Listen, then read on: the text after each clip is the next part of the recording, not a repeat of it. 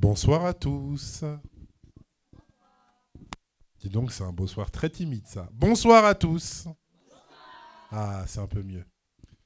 Tout d'abord, au nom du Cercle Niragongo, nous vous remercions d'être de nouveau présents pour cette deuxième édition des Cafés du Cercle qui va être animée par notre host préféré, Enzo, qui est juste ici présent. Alors, avant de commencer sur les Cafés du Cercle et ce qui est la raison pour laquelle nous sommes ici présents, vous vous doutez bien que ça a été organisé par quelqu'un, enfin par des quelqu'un on va dire.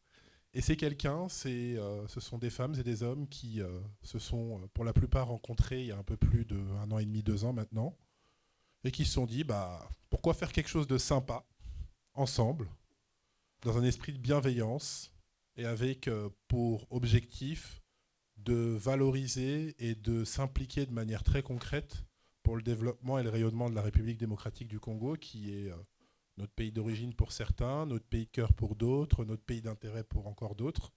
Enfin voilà. Le cercle Niragongo, c'est ça. C'est effectivement des femmes et des hommes qui, pour la plupart, comme je disais à l'instant, ne se connaissaient pas, mais qui ont décidé justement de se réunir et de travailler ensemble pour le bien commun de la RDC. Alors le cercle Niragongo, en quelques chiffres, c'est 2 ans d'existence, puisque nous avons été créés en octobre 2021, officiellement. On a quand même un peu grandi parce que on s'est développé. Donc aujourd'hui, c'est un peu plus d'une centaine de membres, avec une belle parité homme-femme. Mais bon, les femmes dominent un petit peu. De toute façon, ça se remarque aussi ce soir. Donc bravo à vous, mesdames. On peut vous applaudir, hein, c'est bien. Vous êtes plus concernés que nous, en tout cas, de ce qu'on voit. C'est aussi une forte présence sur les réseaux, puisque, alors c'est pas tout à fait à jour, mais c'est pas grave, je vous en veux pas. On a un peu plus de 1500 abonnés sur LinkedIn, mais non, aujourd'hui on a 1850 abonnés. Donc on est la première plateforme sur la RDC, sur LinkedIn. C'est pas rien, c'est important parce que c'est effectivement l'un de nos gros points de communication. Ouais, on peut applaudir, hein. Et c'est 5 commissions qui nous permettent de travailler, en tout cas de structurer nos activités. Alors parmi ces commissions, donc, vous en avez certains qui sont ici présents. Vous avez la commission Networking Iragongo qui est pilotée notamment par Cécile, ici présente, qui a pour objectif justement de faire cœur entre les membres, d'apprendre à se connecter, à créer des connexions, à favoriser justement la bonne entente et la bonne compréhension entre les membres. Vous avez la commission Diaspora Entrepreneuse qui réunit les personnes qui ont envie d'aller investir en RDC ou de s'impliquer financièrement sur le continent. Ça permet aussi à des entrepreneurs du cercle, parce que c'est déjà le cas en 2 ans, de créer de la synergie entre eux. C'est hyper important, parce qu'il y a la synergie et les opérations économiques en RDC, mais la plupart sont ici basés en France, et ça leur a permis et ça leur permet aujourd'hui de développer des activités communes. Donc ça veut dire aussi une chose, c'est qu'on est capable de travailler ensemble, et ça c'est important de le souligner. Vous avez également une commission qui s'appelle Réflexion et Action. Donc c'est une commission qui réunit, on va dire, 2 pôles.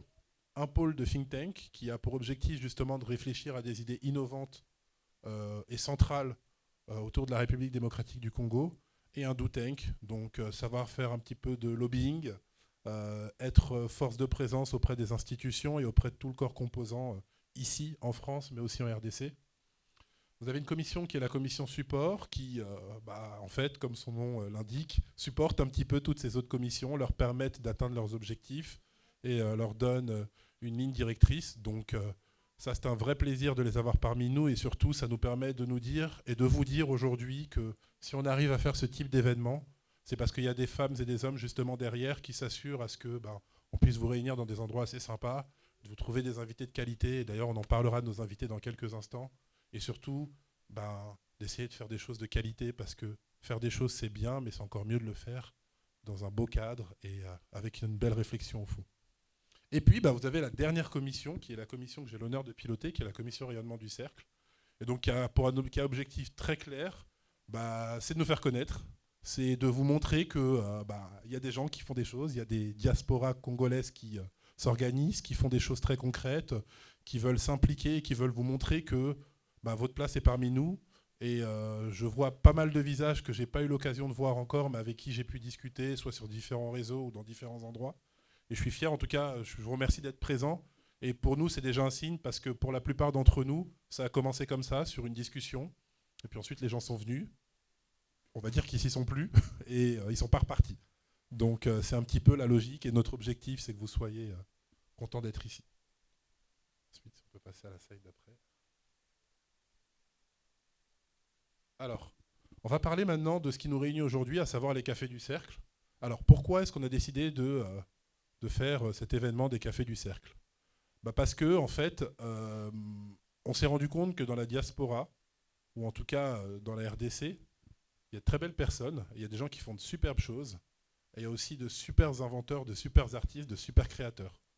Et des fois, enfin en tout cas, ce qu'on s'est rendu compte, c'est que ces personnes-là n'étaient pas forcément mises en avant, on va dire, dans la société, mais au sein même de notre propre communauté. Et pour nous, et pour eux surtout, c'était le moyen justement de leur offrir une réelle tribune, de vous dire qu'en RDC, il y a effectivement des gens qui savent utiliser leur cerveau pour leur activité professionnelle, mais il y en a d'autres qui utilisent leur cerveau pour nous faire parler de leur art. Et je trouve que, et on a trouvé, et on a considéré que c'était justement le point focal d'une culture. La culture, elle se traduit aussi par la capacité à ces femmes et ces hommes de nous émouvoir, de nous toucher, de nous faire sentir nos sens. Et c'est en ce sens-là qu'on a créé les Cafés du Cercle. Pour qui ? Pour vous, pour nous, et pour notre culture finalement, pour toutes les femmes et les hommes qui sont ici présents. Et avec un rythme assez régulier, puisque l'idée c'est de vous rencontrer et de vous retrouver une fois par mois. Donc là, on a notre deuxième Café du Cercle. Le premier Café du Cercle a eu lieu il y a un peu moins d'un mois avec Dadou Moineau, qui est un auteur qui a écrit un ouvrage qui s'intitule les emblèmes de la République démocratique du Congo. Merci. Et donc aujourd'hui, ce soir, nous avons l'honneur d'accueillir Eric Mukendi, qui est l'auteur de l'ouvrage Mes deux papas aux éditions Gallimard. Et je vais, avant de l'applaudir très très fort, laisser la parole à Enzo. Voilà, non mais je vais parler pendant une demi-heure. Merci Jacob. Jacob Cabalet, s'il vous plaît, est-ce qu'on peut l'applaudir bien fort, s'il vous plaît ? C'est le... Bien. C'est un des membres fondateurs, comme vous l'avez compris, avec Cécile Chimang, qui est ici. Alors, maintenant, on va passer un moment ensemble, mais moi, je ne vais pas parler tout de suite, parce que je vais parler pendant toute la soirée. Vous allez m'entendre toute la soirée, ça va être insupportable. Avant cela, mesdames, mesdemoiselles, messieurs, est-ce que c'est bon ? Est-ce qu'on a tout dit, Jacob ? Est-ce que c'est bien ? Tout est calé, Cécile ? On est d'accord ? J'aimerais qu'on applaudisse bien fort, s'il vous plaît, Noëlla. Salut, Noëlla.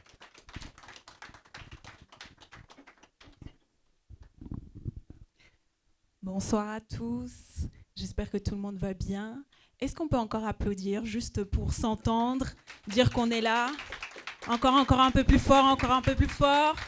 Voilà, je sais que c'est après le travail, mais au moins t'es réveillé et tu m'as montré que tu es là. Alors du coup, je vais vous interpréter quelques chants, et puis ensuite, dans une petite interview, vous pourrez un peu apprendre à me connaître. On va commencer par le premier chant qui s'intitule du coup « La douleur de mon cœur », donc dans un registre plutôt gospel.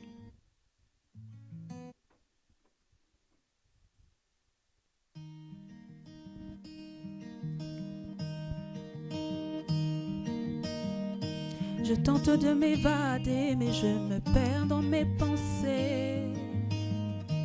J'essaie de m'envoler, mais je me noie.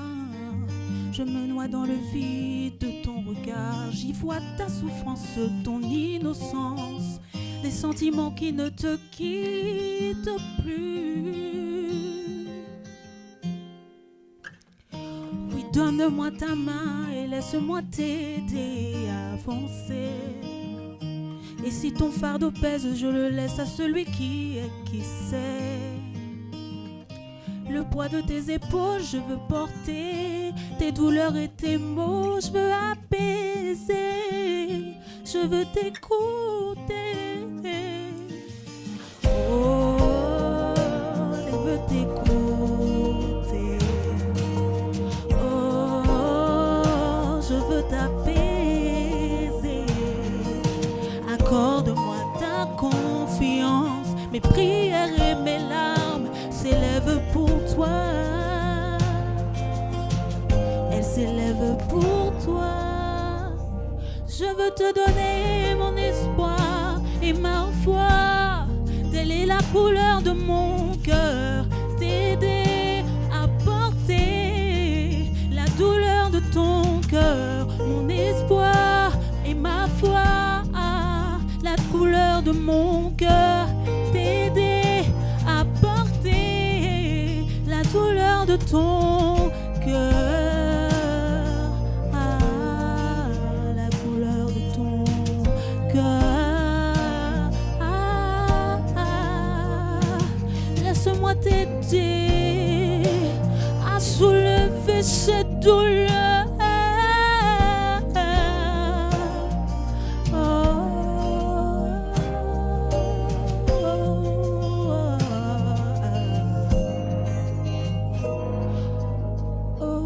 Je veux te donner mon espoir, ma foi, telle est la couleur de mon cœur, t'aider à porter la couleur de mon cœur, mon espoir et ma foi, la couleur de mon cœur, t'aider à porter ta douleur, ta douleur, ta douleur.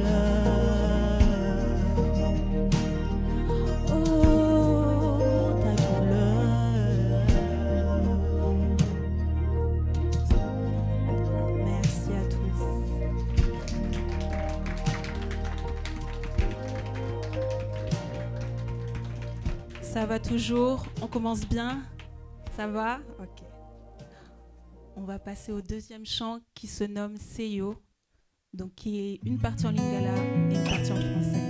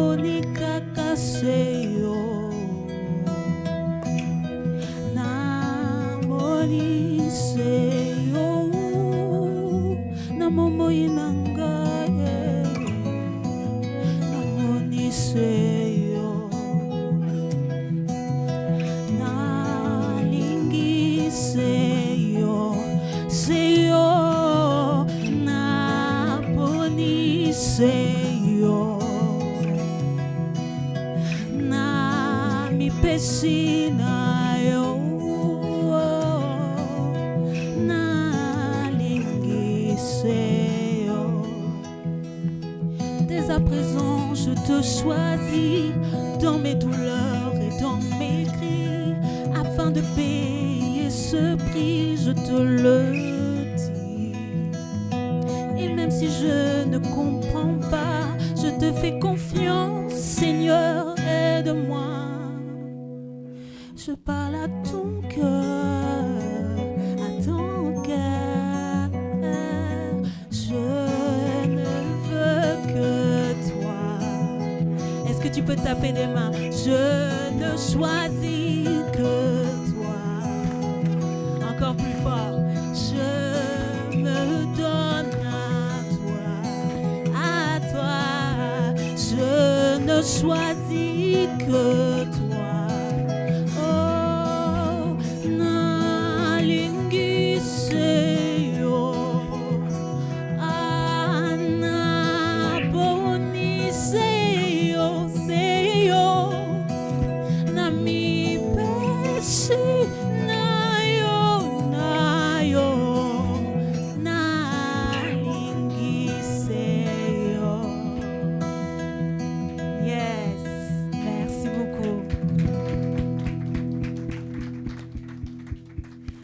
Maintenant, je vais vous faire participer un petit peu. Donc j'ai travaillé, vous allez travailler aussi avec moi. Parce que quand on dit gospel, on dit chorale, mais j'ai pas de chorale avec moi, donc ça va être vous la chorale. Donc on va rester a cappella. Et là, je vous ai chanté des chants gospel plutôt modernes, mais j'aimerais bien chanter des chants un peu à l'ancienne, parce que du coup, ça fait partie aussi de la culture du Congo. Je pense que vous êtes tous d'accord. Au moins, quand vous étiez petits, vous êtes partis au moins une fois à l'église, j'imagine, hein. Donc j'aimerais bien entonner certains chants qui sont populaires Et puis vous allez chanter avec moi. Si vous ne connaissez pas, c'est très facile, c'est souvent les mêmes paroles. Vous êtes là? Ouais, ok. Si je chante Nzambe malamu, Nzambe malamu, Nzambe malamu, malamu, malamu, Nzambe. Yes, je veux t'entendre, même si tu ne sais pas chanter. Nzambe malamu, malamu, malamu, Nzambe, Nzambe, Nzambe, malamu, encore une fois, Nzambe. Yes, tu chantes bien. Nzambe, malamu, Nzambe, malamu, malamu, malamu. Attends, j'en ai un autre. Yeswazali awa, Yeswazali awa, Yeswazali awa, Yeswazali awa. Chante-le. Yeswazali awa. C'est toujours les mêmes paroles. Yeswazali awa, Yeswazali awa, Yeswazali awa. Est-ce qu'on peut reprendre juste Nzambe malamu? Je te laisse chanter pour finir. Nzambe malamu, Nzambe malamu, malamu, malamu. Super, merci beaucoup. Vous pouvez vous applaudir très fort. Merci. Merci Noéla. De rien. Est-ce qu'on peut l'applaudir encore bien fort, s'il vous plaît, Noéla? Merci de m'avoir reçu. Noéla, allez, 2 minutes avec moi. Est-ce que tu peux me Oui. dire, s'il te plaît, Noéla, d'abord, est-ce que tout le monde a un téléphone, s'il vous plaît? On peut sortir le téléphone? Merci beaucoup. Enfin, est-ce que tout le monde a un téléphone? Quelle question. Sortez vos téléphones. Voilà, merci beaucoup. Normalement, tout le monde. Donc oui. Donc merci, une fois que vous avez votre téléphone en main, vous allez sur Instagram, s'il vous plaît, et on cherche, on tape. Alors, Noéla, Noe2LA. Ensuite, c'est un peu compliqué. Tiré du bas, HIM. Je ne sais pas si tout le monde suit encore. Noéla /im, enfin underscore Voilà. im. Encore un underscore, un I, donc hi. Pardon. HIM underscore. Underscore. Alors attendez, je me suis perdue mon propre Instagram. Noéla. NOT underscore I. Voilà, I. Non, là tu m'as perdu. Alors Noéla, Noéla, underscore him, HIM oui, underscore I. Hi en anglais. hi. Ok, Voilà, d'accord. c'est Très tout. bien. Exactement. Him, not I. Ah oui, d'accord. Oui, ok. Wow. Je Ok, dis très jamais bien. comme ça mon Tu vois, j'ai bien fait de le dire parce que sinon, ok, de les plaies. Très bien. Donc, ça fait combien de temps que tu chantes, Noéla? J'avoue que je ne saurais même pas dire, depuis petite. D'accord. Depuis Non, vraiment mais très très petite. la question, c'est au moment où tu t'es dit, allez, je vais y aller. C'est quand?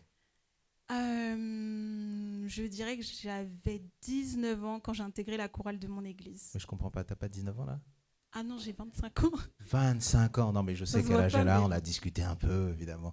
Donc, tu as 25 ans. Et alors, ça, la chanson, c'est ta passion. Oui. Et tu fais autre chose à côté? Ou pas?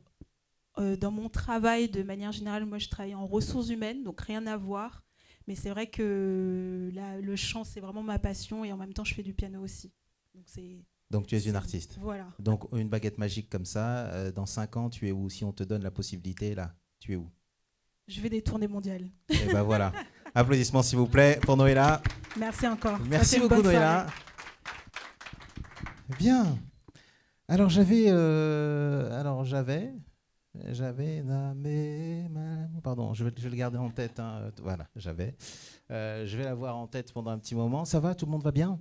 On est bien, Tintin. Alors, on va essayer d'être efficace. Les cafés du cercle, vous savez, maintenant, comme là, vous l'a dit Jacob, il y a quelques instants, c'est des rendez-vous qu'on essaie d'avoir régulièrement sur la culture congolaise précisément. Et la culture revêt toutes ses formes, plein de formes, et notamment aujourd'hui, alors évidemment, il y a le littéraire, il y a l'artistique, comme vient de nous montrer Noéla il y a quelques instants. Et puis, il y en aura un autre. Il y a une autre personne qui va arriver tout à l'heure, que vous allez voir, qui est sur les réseaux sociaux, qui fait un petit carton en ce moment. Il est en phase ascendante, ce qu'on appelle la phase ascendante.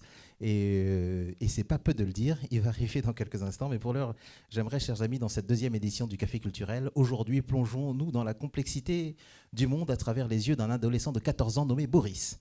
Né de parents congolais, mais dont la mère est morte, il a été recueilli à 7 ans par son oncle, le frère de son père, qui vit en France dans le 93, dans le 9-3 à Bondy. Imaginez le tumulte intérieur provoqué par les tourbillons de l'amour, incarné par Hortense, une jeune fille aux yeux verts, de la haute bourgeoisie, qui habite près du Trocadéro, et qui, à sa fenêtre, qui donne sur la tour Eiffel. Et de l'amitié incarnée par Idrissa, jeune judoka, qui n'a pas sa langue dans sa poche et qui est toujours borderline, comme disent les grands frères du quartier. Oui, je l'ai lu. Ajoutez à cela le tiraillement entre deux figures paternelles, Fulgence, l'oncle, et Daniel, le papa, tous deux originaires de la République démocratique du Congo. Et enfin, une mère d'adoption, Béatrice, de nationalité française. C'est là que le premier roman d'Éric Mukendi, intitulé « Mes deux papas », publié aux éditions Gallimard, Continent Noir, prend vie. Dans cette œuvre littéraire, l'auteur nous emmène dans un voyage captivant à travers les dédales des émotions adolescentes, des identités culturelles et des liens familiaux complexes. Restez avec nous pour en savoir plus sur cette histoire unique et profonde.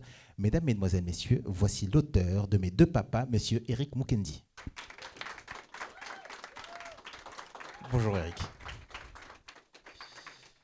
Alors Éric, on peut s'asseoir. Alors juste avant, pour ne choquer personne, on en a discuté un petit peu avant avec Éric et on va se tutoyer. On est d'accord Éric ? Très bien, parfait. Alors Éric, j'ai ici avec moi ton bouquin. Si d'aventure vous ne l'avez pas, il n'y en a pas beaucoup ici. Il en reste plus que 1 ou 2. Allez-y, jetez-vous sur le livre. J'ai vécu un moment assez particulier quand j'ai commencé à lire ce livre. Excuse-moi, Éric, voilà, je prends mes questions.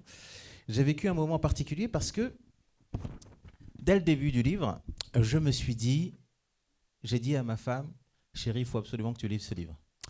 Je t'expliquerai évidemment pourquoi dans quelques instants. J'aimerais, s'il te plaît, que tu nous expliques le titre de ton livre, Mes deux papas. Est-ce que tu peux nous expliquer d'abord le titre ? Pourquoi Mes deux papas ? Mes deux papas, tout simplement, c'est parce que du point de vue de Boris, du point de vue du personnage principal, donc du narrateur, de celui qui parle, qui raconte son histoire. Excuse-moi, oui. Je crois que ça va t'embêter fortement ce truc là-haut, donc voilà. Voilà. Okay. Donc je disais donc du point de vue de Boris, puisque vraiment le parti pris du livre, c'est de parler du point de vue d'un adolescent de 14 ans. Donc de son point de vue, il a vraiment deux papas, parce qu'il y a deux personnes, deux hommes qui ont assumé ce rôle pour lui. Il y a son père biologique, son père naturel, tout ce qu'on voudra, qui s'occupait de lui jusqu'à 7 ans et qui a été un père pour lui avec tout ce que ça suppose d'affection, de soins, etc. Et puis après, son oncle a pris le relais quand il arrive en France et qui s'est occupé de lui de la même façon, avec le même intérêt, la même affection, etc. Donc il est vraiment pris dans une double filiation et dans une double loyauté envers ces deux personnes. Mais, Éric, est-ce que tu as conscience quand même que lorsqu'on dit mes deux papas, tu comprends ma question ? Parce qu'on s'est divisé. Il y en a qui se sont dit, mais comment on parle de l'homoparentalité au Congo ? Bien sûr. Donc, bien sûr, je savais bien qu'en choisissant ce titre, et dans l'univers médiatique dans lequel nous on vit en France, forcément ça faisait référence pour beaucoup de gens à l'homoparentalité.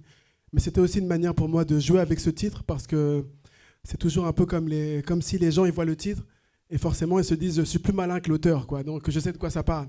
Et donc c'était une manière de créer des fausses attentes, de susciter des fausses attentes et en même temps de montrer que les choses sont pas toujours telles qu'on les croit, et que même un syntagme comme mes deux papas qui a dans l'esprit, généralement on va penser à ça, il peut avoir d'autres significations. Donc c'était de jouer là-dessus, bien sûr. C'est au sein même du cercle, hein, avec Cécile. Cécile, elle a compris, Cécile Chibaong, là, qui est la cofondatrice, qui a compris quelque chose, et moi j'en ai compris autre chose. Donc c'est bien une génération d'écart, parce qu'elle est beaucoup plus vieille que moi. Elle n'a pas du tout vu le problème. Elle a vu deux papas. Elle a bien compris l'idée de deux papas. Mais moi, qui suis un petit peu plus tordu, hein, un peu plus jeune peut-être, je me suis dit, tiens, c'est l'homoparentalité. Oui, mais bon, de toute façon, ce titre, pour beaucoup de gens, il est déceptif, hein, parce qu'il y a des gens qui je pense, qui auraient aimé que ça parle d'homoparentalité, et du coup, ils sont un peu déçus. Et inversement. Et inversement, il y a des conservateurs qui se disent, c'est quoi ce titre? J'ai pas envie de lire ça parce que ça va parler d'homoparentalité. Donc c'est un titre qui prend tout le monde un peu à rebours, mais une fois qu'on rentre dedans, je pense qu'on comprend.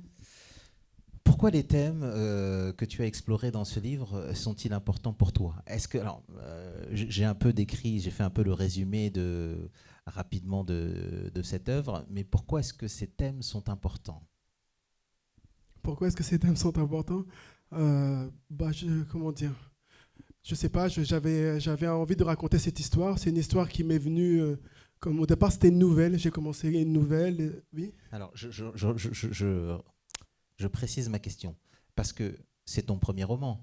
Oui, c'est le premier roman à être publié, on va dire, parce que j'en ai écrit d'autres, mais c'est le premier à être publié. Oui. Ok, et alors, donc, pourquoi ces thèmes-là précisément? Qu'est-ce qui a fait que tu passes de la nouvelle au roman là-dessus? Je sais pas, je crois que j'avais cette histoire au départ, je pensais même en faire un scénario au départ, je me suis dit un scénario. D'abord c'était une nouvelle, après j'ai eu envie de continuer l'histoire, de la développer. Je me suis dit, est-ce que je vais en faire un scénario? Mais en même temps, le risque d'un scénario, c'est qu'on peut écrire une histoire et finalement, ça reste dans les tiroirs parce qu'après, il faut trouver un producteur, etc., etc. Et je me suis dit, non, autant en faire un roman, comme ça, si jamais je trouve un éditeur, l'œuvre, elle existe en elle-même, elle n'a pas besoin d'être portée à l'écran. Et en même temps, c'était une manière pour moi, je pense aussi j'avais envie d'un côté que le livre soit une sorte de... Comme on a Bienvenue chez les Ch'tis, il y avait un peu un côté Bienvenue chez les Congolais un peu. Donc parce que forcément, là j'ai mon personnage qui parle, mais il parle pas vraiment pour des Congolais de souche ou des choses comme ça. Il parle quand même comme quelqu'un qui est ici et qui parle un peu aux gens qui ne sont pas forcément de sa culture, etc., etc. Donc c'était un peu le but. Alors là, dans un premier temps, je survole un petit peu tout ça. Évidemment, on va rentrer au fur et à mesure. Tu as bien compris que j'ai un petit peu discuté pendant ces quelques jours avec Béatrice, Idrissa et les autres. Okay. Et pourquoi est-ce que tu as dit que c'était un scénario? Disons qu'il y avait une histoire qui pouvait donner lieu à une version scénaristique, on va dire. Ça veut dire que la manière dont c'est écrit, et c'est comme ça qu'on le voit, c'est comme ça qu'on le regarde. Il y a deux choses. Il y a la première chose où je vois un film, je vois très bien le film, et quand on le lit, quand vous le lirez, en tout cas je vous invite vraiment fortement à le lire, quand vous le lirez, vous verrez qu'on est vraiment dans le film, on se projette plutôt pas mal. Mais en même temps, il y a des descriptions qui sont très littéraires. C'est ça. L'histoire, après, je tiens vraiment à dire que même si j'ai parlé scénario, pour moi, c'est vraiment un roman. C'est-à-dire que l'écriture scénaristique ou romanesque n'est pas la même. Et que même si l'histoire, pour moi, je pense qu'une histoire peut donner lieu à différents traitements. On peut écrire la même histoire, on peut la raconter au cinéma, dans un roman, on peut la raconter dans une BD, même sur une pièce de théâtre, en fait. On pourrait adapter le livre en pièce de théâtre. Et chaque format demande une écriture particulière. Et là, pour moi, j'ai vraiment tenu à écrire un roman, à respecter les codes du roman, etc. Mais l'histoire en elle-même, elle est transposable, je pense. Oui, la description des personnages, des acteurs de cette nouvelle, enfin de ce roman, pardon, est très littéraire et très fouillé avec. Moi, j'ai eu l'impression par moments même d'être dans le regard d'un enfant, et c'est le cas, mais d'être avec un peu le petit Nicolas. Il y a quelque chose du petit Nicolas. Est-ce que je m'égare complètement ou... On m'a dit ça, on m'a parlé du petit Nicolas, etc. Mais après, honnêtement, moi, les influences que j'avais, c'était, comment dire, Je pensais à Allah n'est pas obligé d'Amadou Kourouma. Je pensais à La Trappe-Cœur de J.D. Salinger. Je pensais, je ne sais plus comment s'appelle ce roman d'Alama Bankou, on a aussi un adolescent qui parle. Bref, je pensais à tous ces romans, à toutes ces œuvres où on a un adolescent qui parle et on voit le monde à travers ses yeux, etc. Et c'était vraiment ça, effectivement. Et en même temps, je voulais vraiment rendre le côté parler et aussi, d'une certaine manière, comme je suis enseignant, je voulais vraiment faire parler quelqu'un qui aurait pu être un de mes élèves à Bondy, justement. Donc j'avais les exemples de mes élèves et je voyais comment mes élèves parlent, comment ils pensent. J'essayais de faire parler quelqu'un qui aurait pu être un de mes élèves, exactement. Super, et bien la transition est toute trouvée, on y vient. On y vient justement parce que là, nous avons, alors je m'adresse vraiment à vous qui ne l'avez pas lu, nous sommes donc dans la famille de Boris qui a 14 ans, qui est en 3e et qui a sa maman adoptive qui s'appelle Béatrice et qui a son papa qui est son oncle en fait, qui s'appelle Fulgence, et ils sont à Bondy dans le 93, dans le 9-3. Et je dis le 9-3 parce que c'est bien comme ça que tu le dis. Hein. C'est comme ça qu'on dit. Hein. C'est comme ça qu'on dit. Et le langage est vraiment un langage d'un adolescent. Donc cette histoire se déroule dans la tête de cet enfant, avec le langage de cet enfant. Et donc on arrive avec un langage. Dès le départ, on campe les mots. Et... Pardon, je vais faire mon Bernard Pivot. Quitte pas 2 secondes. Voilà, ça c'est une vanne qui peut faire que rire les plus vieux.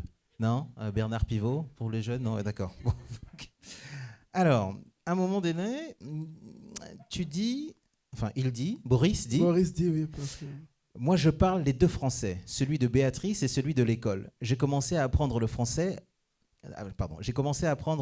d'Hortense et des bourgeois du 16e, mais je parle aussi le français de tonton Fulgence et des potes congolais ou africains. Alors, quand vous me demandez de tout vous raconter sur papa et tonton Fulgence, alors Fulgence ou Fulgence d'ailleurs? Moi, je me suis inspiré de quelqu'un qu'on appelait Fulgence. Mais après, c'est comme ça que j'ai entendu. En fait, le G et le E, on dit je, hein, oui, mais c'est ça. Ouais. donc, ouais, ok, d'accord. Ok, tonton Fulgence et de ses potes congolais ou africains. Alors, quand vous me demandez de tout vous raconter sur papa et tonton Fulgence, depuis combien de temps ça a commencé? Eh ben, c'est ça qui m'embête. C'est que pour tout raconter, je vais devoir expliquer, et je sais que si j'ai pas envie, c'est toujours à nous d'expliquer. Si je parle de Pondou, de Makayoub, et si j'explique pas, ça va. Si j'emploie les mots en lingala, parce que ça vient comme ça. Tu veux le dire ou pas? Non, après c'est plus compliqué. C'est trop compliqué. Ça veut dire quoi? Ça veut dire que... Non, ça veut dire quoi? Bah, après, c'est aussi... forcément, là, ça renvoie au procédé du livre, en fait. Parce que le procédé du livre, c'est le gamin qui parle, et à qui il parle, etc. Tout ça, ce sont des choses qu'on va découvrir au fur et à mesure, ou plutôt, je dirais même vers la fin. Donc, on essaie de garder un peu de mystère là-dessus. Et c'est pour...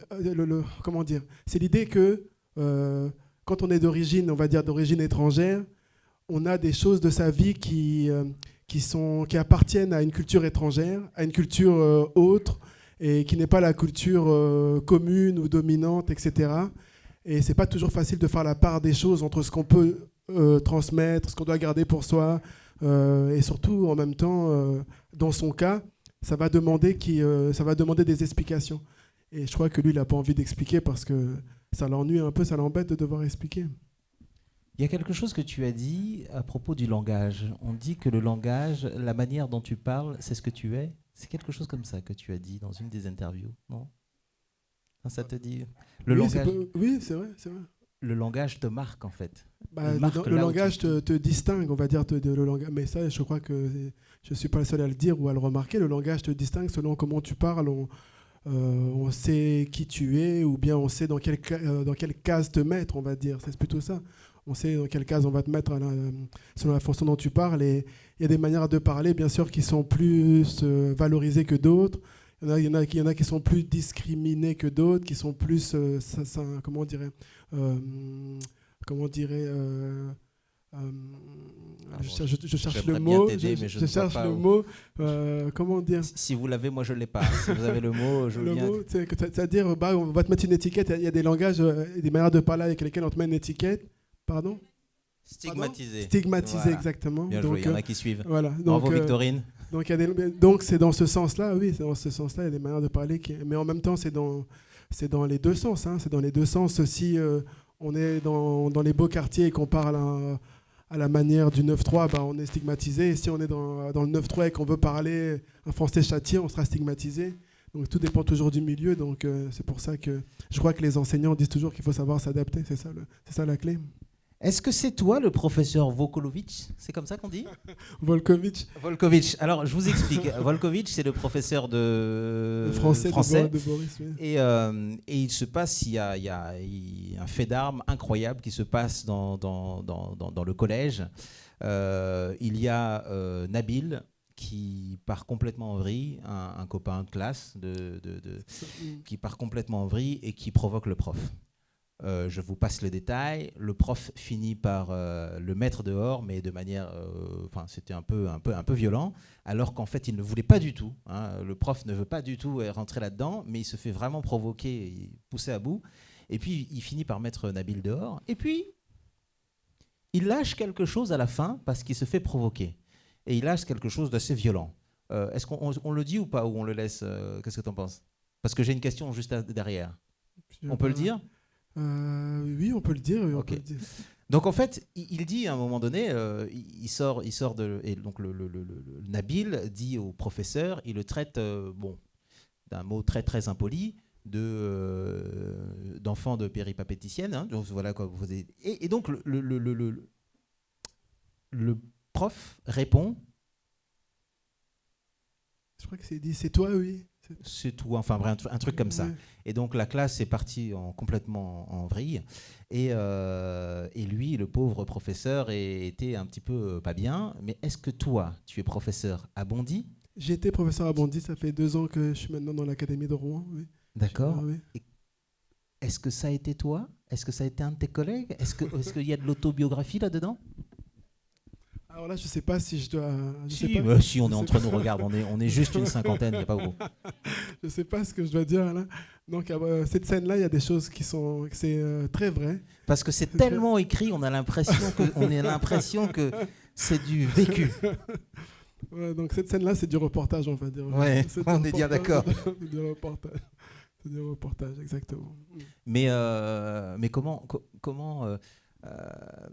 comment avec ces dialogues-là, ce langage de jeune, parce que tu y vas, et puis par moments, dans la tête de Boris, quand même, c'est un peu violent. Il dit des choses, on s'y attend pas en fait, alors qu'il est un peu tout doux quand même. Et d'un coup, il va te balancer des trucs assez violents. Est-ce que toi, de ton côté, il y a quelque chose chez toi, forcément, c'est un peu... Ça vient de toi, donc c'est une part de toi là-dedans. Mais est-ce qu'il y a c'était toi quand tu étais jeune ou pas du tout? Est-ce que Boris ressemble peut-être un peu à Eric? Il y a forcément de moi dedans, il y a forcément de moi. Mais après, c'est quand même de la fiction. À partir du moment où moi, j'ai pas de papa, c'est pas mon histoire à moi que je raconte. Donc, c'est de la fiction. Donc, mais après, il y a des choses... effectivement, il y a des choses de moi que je mets dans le personnage. Et c'était une manière d'être... parce que je voulais quand même que on sente... à la fois, je me suis inspiré de mes élèves, mais je voulais aussi qu'on sente, en quelque sorte, un peu l'âme du personnage. Et pour que ce soit sensible, je me suis inspiré un peu, bien sûr, de l'adolescent que moi, j'avais été un peu, je pense. Et donc, tu avais un Idrissa avec toi? Tout le monde a toujours un Idrissa. Alors, Idrissa, c'est son copain qui est vraiment un peu... Le copain qui vous pousse à faire des bêtises, qui est toujours là pour avoir des sales coups, etc. On a tous eu, hein, enfin, on a tous, qui engraine un peu. Ouais. Et heureusement qu'il est là à un moment donné. Quand on l'est pas, hein, peut-être qu'il y en a qui le sont, mais bon, il y en a qui le sont. Quand on l'est pas, bien sûr. Qui se sent casse-cou là dans le... On peut dire ça.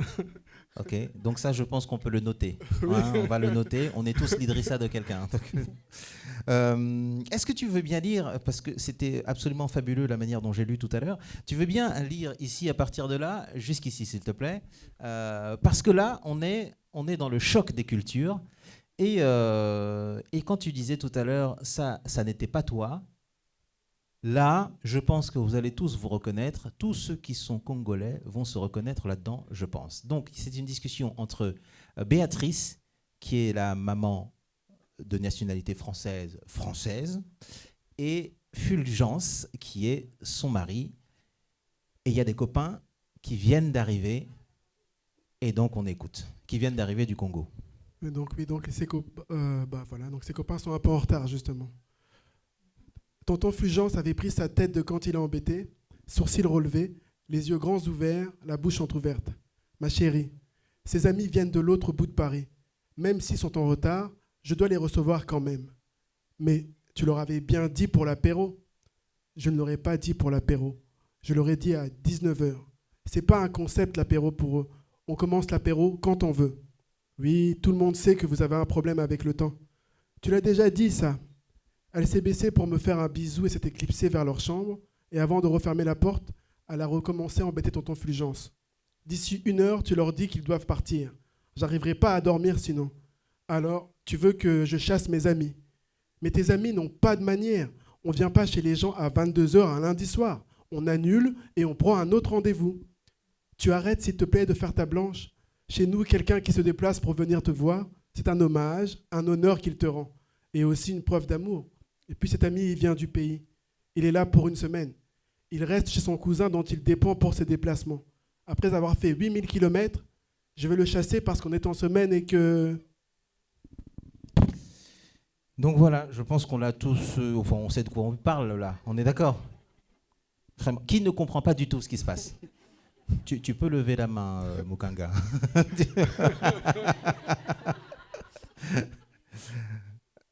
Qu'est-ce que... En fait, c'est à ce moment-là que j'ai dit à mon épouse, il faut que tu lises ce livre. C'est à ce moment-là que je lui ai dit ça. Parce que, du coup, on se sent moins seul de savoir que c'est tellement universel. C'est-à-dire l'incompréhension sur la gestion du temps, etc. Oui, sur les espèces de chocs comme ça entre les deux mondes, où on dit 19h, les autres arrivent à 22h en disant que c'est tout à fait normal. En fait, Oui, où est le problème? Je ne comprends pas pourquoi elle est fâchée. Et ensuite, on ne dit pas la suite, mais il commence à rigoler, à se raconter des histoires du pays, et la voix porte, etc. Et elle arrive, et elle sonne la fin de la partie. C'est ça, elle casse un peu l'ambiance. Alors, elle casse vraiment l'ambiance, et tout le monde rentre chez eux, rentre à la maison, et après... Plus personne n'ose revenir chez Fulgence après parce qu'ils savent qu'il y a le dragon à la maison. C'est ça. Il y a la blanche là. Toi, ça t'est arrivé aussi ou pas du tout? Ou c'était un peu exagéré? Bon, ça m'est pas arrivé dans le sens où moi, mes 2 parents sont originaires du Congo, etc. Donc, ils ont la même culture, mais c'est des histoires qu'on a toujours entendues. Dès qu'on a des tontons qui sont mariés avec une blanche ou pas, on sait bien comment c'est. Donc, la femme blanche a subi toujours beaucoup de critiques. Hein. Je ne dis pas ça comme si c'était méchant ou quoi, mais c'est toujours, oui, il y a toujours un peu de... On ne se comprend pas, quoi. On ne se comprend pas, même si ce n'est pas méchant, mais c'est toujours un peu des incompréhensions et des... Je ne sais pas, je pense que c'est comme dans tous les couples où il y a des origines différentes. Je pense qu'il y a toujours un peu des incompréhensions et derrière le dos, on dit des choses qu'on ne dit pas forcément en face, quoi. C'est ça. Pourquoi est-ce que tu as décidé... Pourquoi est-ce que tu as décidé d'aborder toute cette petite scène de la vie comme ça? Il y a un message que tu veux passer en creux là-dedans ou pas? Le ou pas n'était pas nécessaire. Quel message? Non, moi je voulais juste raconter ce que c'est de grandir avec une double culture, donc avec les conflits qui peuvent en être, des fois les incompréhensions, comment dire, oui, on va dire...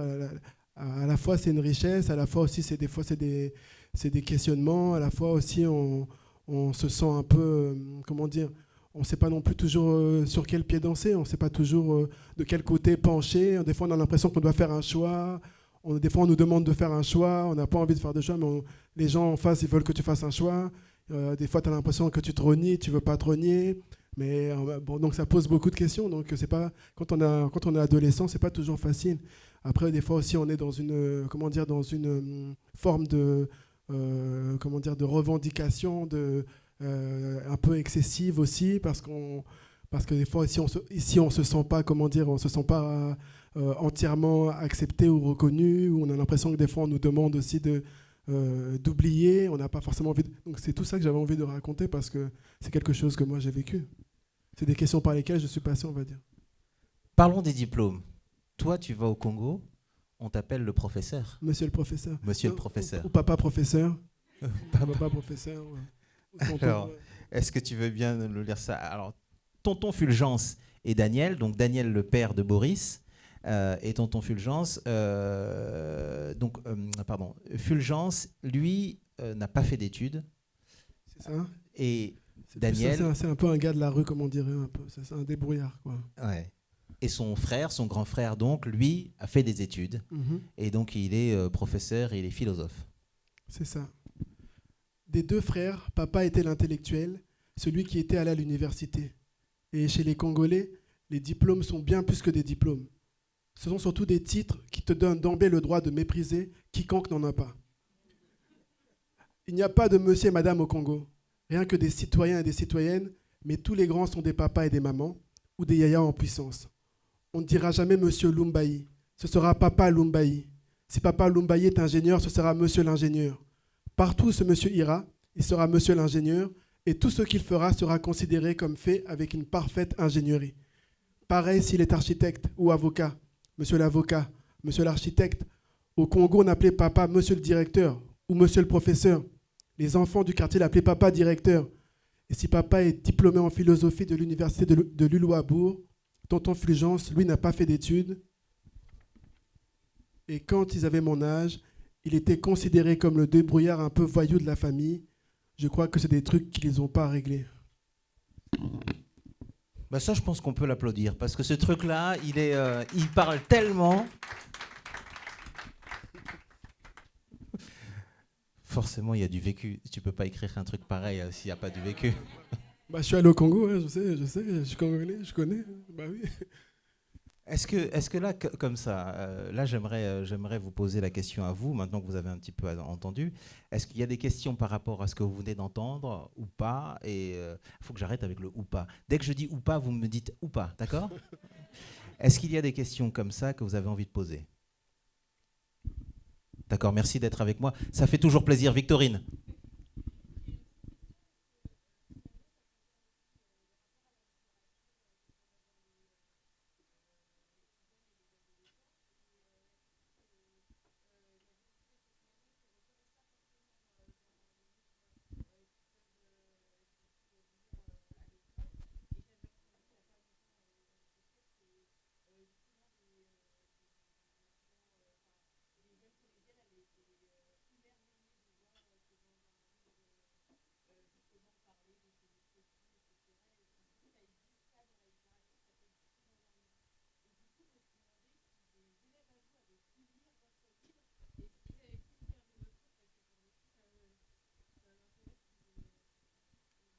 Alors, le truc, c'est que quand j'ai écrit ce livre, moi, j'habitais encore sur Paris et j'étais encore prof à Bondy. Mais du coup, ça fait donc 2 ans que maintenant, je suis dans l'académie de Rouen, je suis à Rouen. Et donc, j'ai plus vraiment les mêmes élèves qui m'ont inspiré pour écrire ce livre. Et je sais que j'ai des collègues à Aubervilliers, un peu partout, qui ont fait lire le livre, qui ont fait acheter. Mais j'ai pas eu des retours encore directs comme ça. J'en ai pas encore eu, donc je sais pas encore. Bah, le retour, à mon avis, ça va arriver. Ça devrait pas Oui, tarder. ça va arriver, je pense, Il y en a un qui va dire « Tu parlais de moi, prof, prof. » On parle du langage. Le langage qu'ils ont est un langage fleuri. On arrive dans 2 mondes complètement différents. Donc, moi, ce qui m'a quand même saisi, c'est l'histoire d'amour. On a une histoire d'amour entre Boris et Hortense. Ils rencontrent Hortense alors qu'ils partent en classe. Évidemment, ils font des bêtises grâce à Idrissa quand même. Ils font des bêtises avant de partir. Finalement, ils s'en sortent. Bref, sortie de classe. Et ils rencontrent une autre classe. Ils sont au musée d'Orsay. Et ils rencontrent une autre classe de Bourges. Hein, c'est ça? Ouais, une classe de genre du 16e, comme ça on va dire. Oui, c'est ça. Et donc, il y a Idrissa qui met un coup de pression, comme on dit, un coup de pression à un des bourgeois, là. Et qu'est-ce qui se passe? On peut en parler? Oui, bien sûr. Il y a Hortense, la jolie Hortense, qui arrive et qui se met entre les deux et alors qu'Idrissa, le copain de Boris, et puis Boris même d'ailleurs, Oui, c'est ça. met un coup de pression à un autre, en fait embête un autre, on va dire ça comme ça, il y a Hortense qui arrive et qui se met en travers de la chemin. Elle lui dit non, pas lui, parce que lui il est sympa, mais en revanche les autres c'est des bolos, en gros. Ouais. En revanche tu peux y aller sur les autres, mais lui il est bien. Et donc ils sont estomaqués de voir que cette nana avec autant d'aplomb déjà arrive à les bloquer, et en plus Heidi reconnaissent. Elle a pas peur d'eux, quoi. Elle n'est pas dans un truc où elle est immédiatement dans une case comme des gars dont on doit avoir peur aussi. Et elle les prend tout de suite comme leur égal, quasiment, en disant non, lui, il l'embête pas, va plutôt embêter les autres. Et d'où vient cette idée que c'est presque irréel de se dire que cette fille arrive tout de suite comme ça à comprendre qui est qui, et à les prendre comme ça, comme s'ils étaient, je sais pas, sans condescendance. Irréel. Pourquoi irréel? C'est ça que je comprends pas.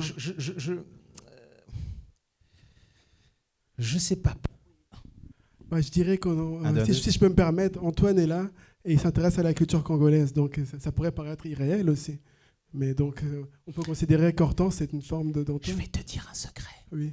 C'est qu'en fait je te dis irréel, mais je comprends très bien. J'ai vécu un peu la même chose. Oui, d'accord. Okay. Mais ce que je veux dire, c'est que dans l'histoire, en fait, ça peut être un peu... Tu vois, on peut se dire, ouais, c'est quand même sacrément... tu vois, c'est un peu tiré par les cheveux.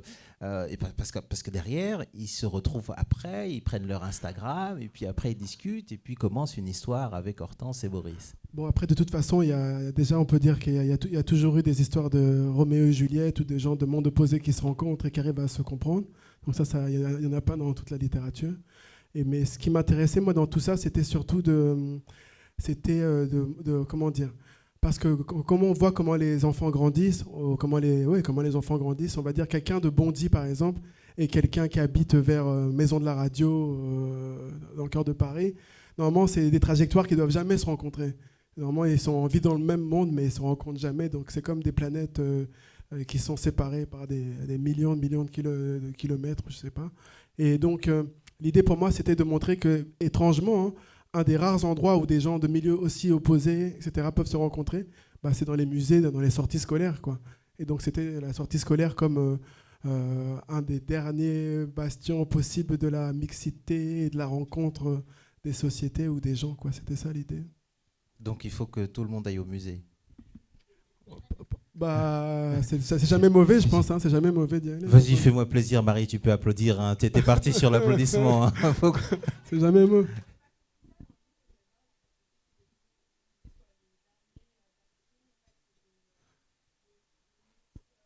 Ouais, ou des gens de mondes différents comme ça, des gamins de cet âge-là peuvent se rencontrer. Sinon, normalement, ils se rencontrent jamais. Ou peut-être ouais, c'est ça. Ou sinon, peut-être ils se croisent, peut-être à Châtelet, je ne sais pas, peut-être.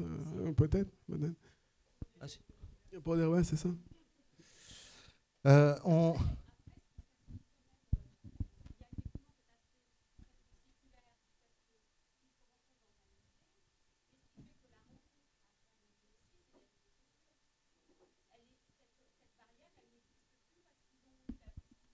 Oui,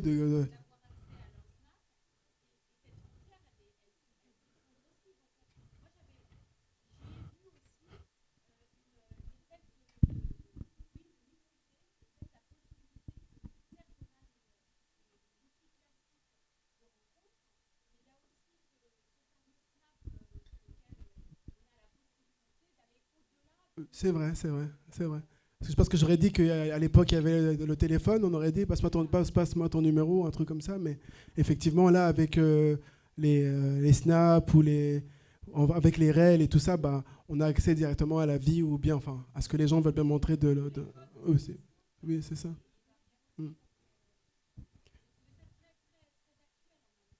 Et en même temps, on voit aussi que ils ont beau être, vivre dans des milieux séparés, ils ont quand même aussi des ressemblances, des points communs générationnels aussi.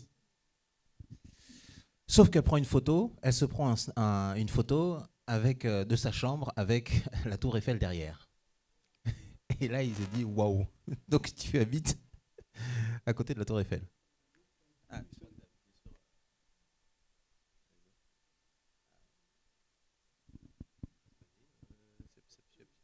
Bon, c'est bon, oui. Oui, effectivement. Effectivement, la tour Eiffel est forcément... ici, elle fonctionne un peu comme un... Comment on dit déjà? On va dire, elle fonctionne un peu comme quelque chose qui renvoie à un ailleurs et un ailleurs qui n'est pas le sien. Et forcément, où il se sent un peu... Boris se sent un peu, comment dire... oui, il se sent forcément comme s'il n'est pas à la hauteur, on va dire. Comme s'il est voué à ne pas être à la hauteur, dans un premier temps. Effectivement, il sent qu'il n'est pas à la hauteur, mais il y va quand même. Il est invité à l'anniversaire à une fête dans les hauts quartiers. L'ascenseur monte, l'ascenseur s'ouvre, et ça ne s'ouvre pas sur un étage, mais ça s'ouvre directement dans une maison. Et là, ils se disent wow. Et donc, il y a du monde, ça joue, ça s'amuse, etc., etc. Et il comprend que bon, il n'a rien à faire là, en fait. Mais ils ne se démontent pas, ils avancent quand même avec Idrissa. Et Hortense arrive, etc. La soirée se passe a priori bien, jusqu'à, évidemment. On sait qu'il va se passer quelque chose. Oui, on est prévenu quand même. On sait qu'il va se passer quelque chose. Là, je ne vous dis pas tout, et ça dérape. Mais tout dérape, mais méchamment. Ouais, c'est pas beau. Oui, c'est... c'est quand deux mondes se rencontrent, et des fois ça peut donner ça peut donner le meilleur, ou ça peut donner ce genre de choses, effectivement. Et je ne vous en dis pas plus, mais Boris n'est pas très bien après ça, et puis il n'ose plus retrouver Hortense, mais Hortense est toujours là. Et là, nous arrivons à Levallois-Perret. Oui. Levallois, cette ville dans laquelle il se dit, à un moment donné, je vis dans le même monde. Non, je vis sur la même planète, mais pas dans le même monde, quelque chose comme ça. Oui. C'est-à-dire qu'à Bondy, les rues sont sales, et à Levallois-Perret, tout est propre, etc. C'est ça, c'est qu'il est frappé par le démon de la comparaison quand il se retrouve parce qu'en fait, à un moment, son père se retrouve à habiter à Bobigny, et après, c'est pas du tout pour, stigmatiser Bobigny ou quoi, etc., ou le 9-3, ou c'est pas ça vraiment l'idée. Non, là, on est dans les faits. Oui, donc c'était juste que il arrive à un moment, il a 14 ans, il voit les choses, il voit qu'il y a une ville où les gens sont dans certaines situations, les transports en commun sont parfois pas aussi bien entretenus, etc. Et puis il voit que peut-être à 10-15 km de là, les choses ont l'air de fonctionner un peu mieux, quoi. Donc forcément, il compare et il se pose des questions. Des questions qu'à 14 ans, peut-être il n'a pas les réponses à 14 ans. Donc on ne parlera pas de ce qui s'est passé à Levallois-Perret non plus, parce que là déjà on a bien raconté plein de choses. En revanche, la fin forcément annonce une suite, non? Enfin en tout cas on a envie d'une suite. Ouais, non? C'est sûr que quand j'ai fini le livre, je me suis dit, disons que c'est plutôt le procédé narratif qui demandait que ça s'arrête là, quoi. Si j'étais juste avec le procédé narratif que j'ai choisi, ça ne pouvait pas vraiment continuer, parce qu'on ne voit pas vraiment comment ça aurait pu continuer. Mais c'est vrai que les personnages, je pense que leur vie continue, et qu'on pourrait raconter la suite, effectivement, de leur vie. Effectivement, oui, c'est sûr. Parce que la suite existe, dans nos têtes, on l'a fait. On continue à faire la suite. C'est ça que j'espérais, justement. J'espérais que les personnages continuent à vivre dans l'esprit des lecteurs, effectivement, au moins un certain temps. Donc là, effectivement, je suis volontairement un peu flou parce que je voudrais pas rentrer complètement dans les détails. J'aimerais juste revenir à un moment donné sur le papa biologique, donc Daniel, qui vit donc à Bobigny et qui vit en colocation dans une maison avec une autre personne, et il a pris les papiers, enfin, on lui a donné les papiers d'un ami. Et donc, il vit avec une autre identité. En fait, il travaille avec une autre identité. C'est ça, oui. Et donc là, on parle de la question de l'identité.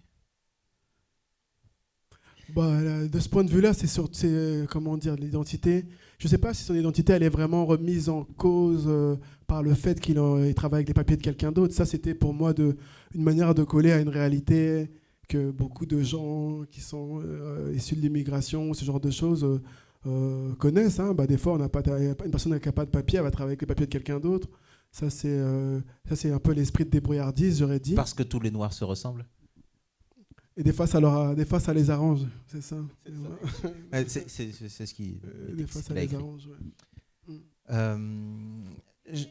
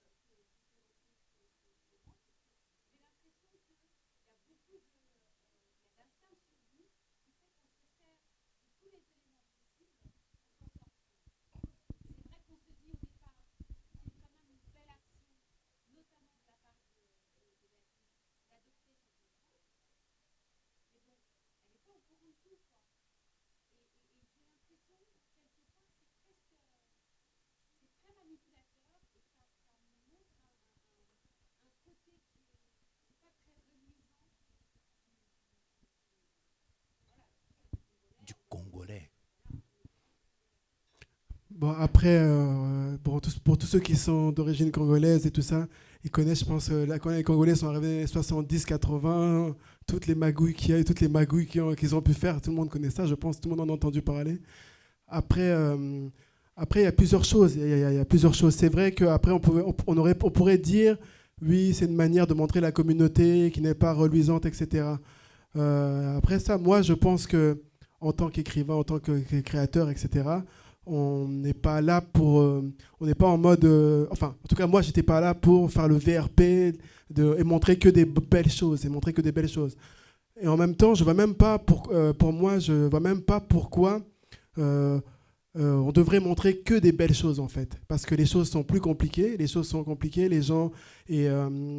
comment dire ça vous vous rappelez quand on a vu ce monsieur-là qui avait escaladé un mur en Spider-Man pour sauver un bébé et puis après on lui a donné les papiers, quoi. Bon, tout le monde ne va pas escalader les murs pour avoir les papiers, c'est pas possible. Parce que tout le monde ne peut pas être un héros comme ça.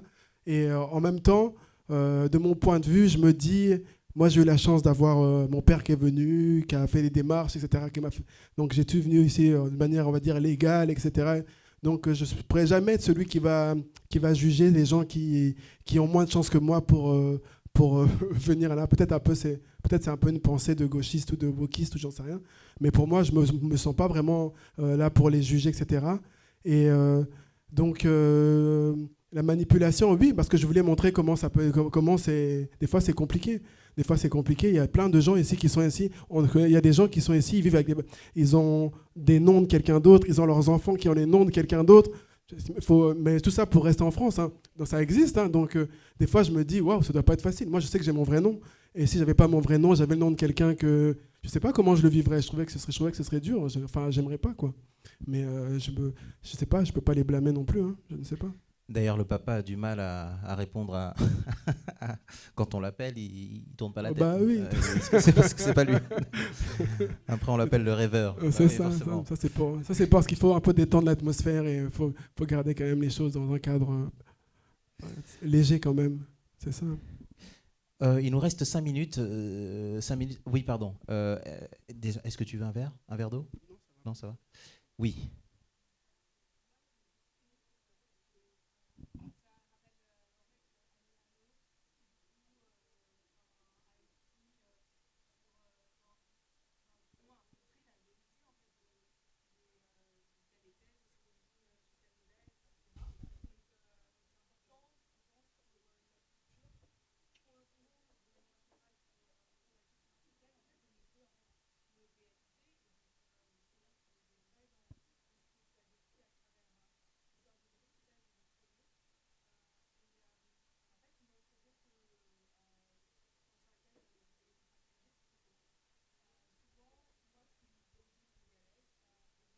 Merci.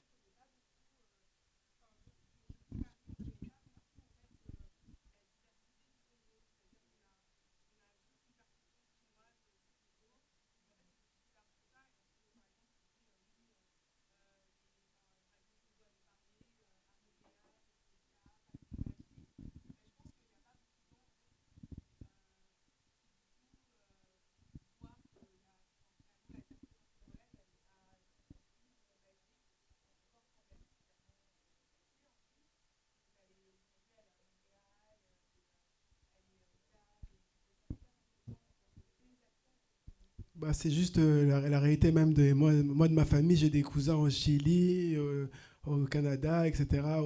Ils sont un peu, donc la famille, elle est un peu partout. Bah, c'est juste une réalité. Hein, c'est juste une réalité. Ah oui, oui.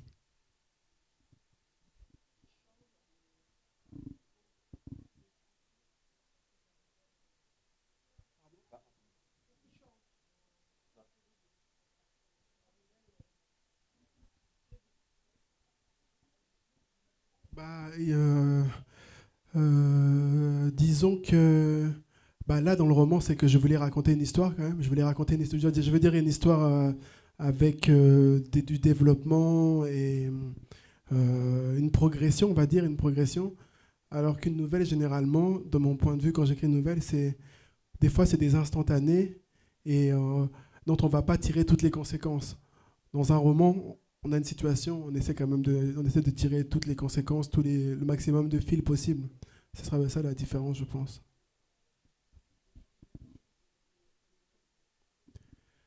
Combien de temps Alors, c'est un peu particulier parce que entre le moment où j'ai commencé, où j'ai écrit la nouvelle et le moment où j'ai fini le roman, il s'est passé presque 5 ans.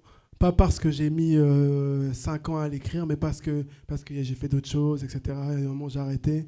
Et puis en même temps, après, bon, moi quand j'écris, je doute beaucoup, quoi. Je doute beaucoup parce que ce roman-là, il y avait des choses, il y a plein d'effets que je voulais provoquer, mais quand on est les seuls lecteurs, des fois, on ne sait pas si les effets qu'on veut provoquer, si ça fonctionne vraiment. Est-ce que c'est vraiment drôle, là on veut que ce soit drôle? Est-ce que c'est vraiment émouvant, là on veut que ce soit émouvant?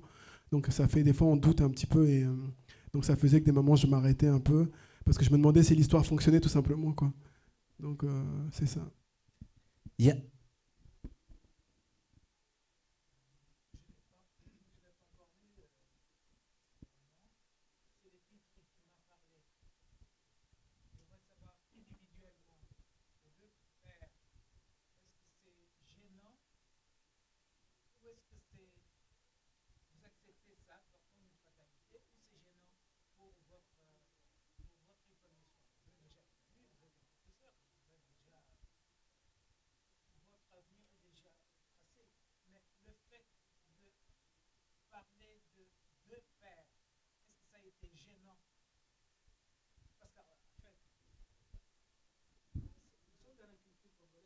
Oui.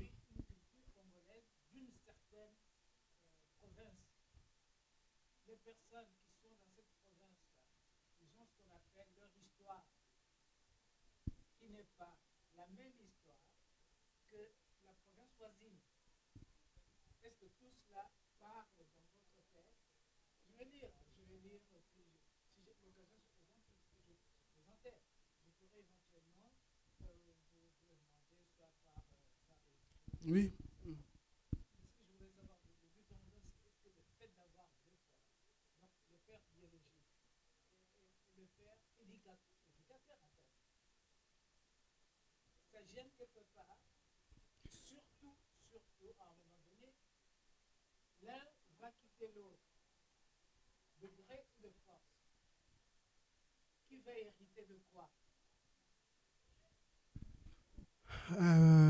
Il y a plus... Oui, oui, mais...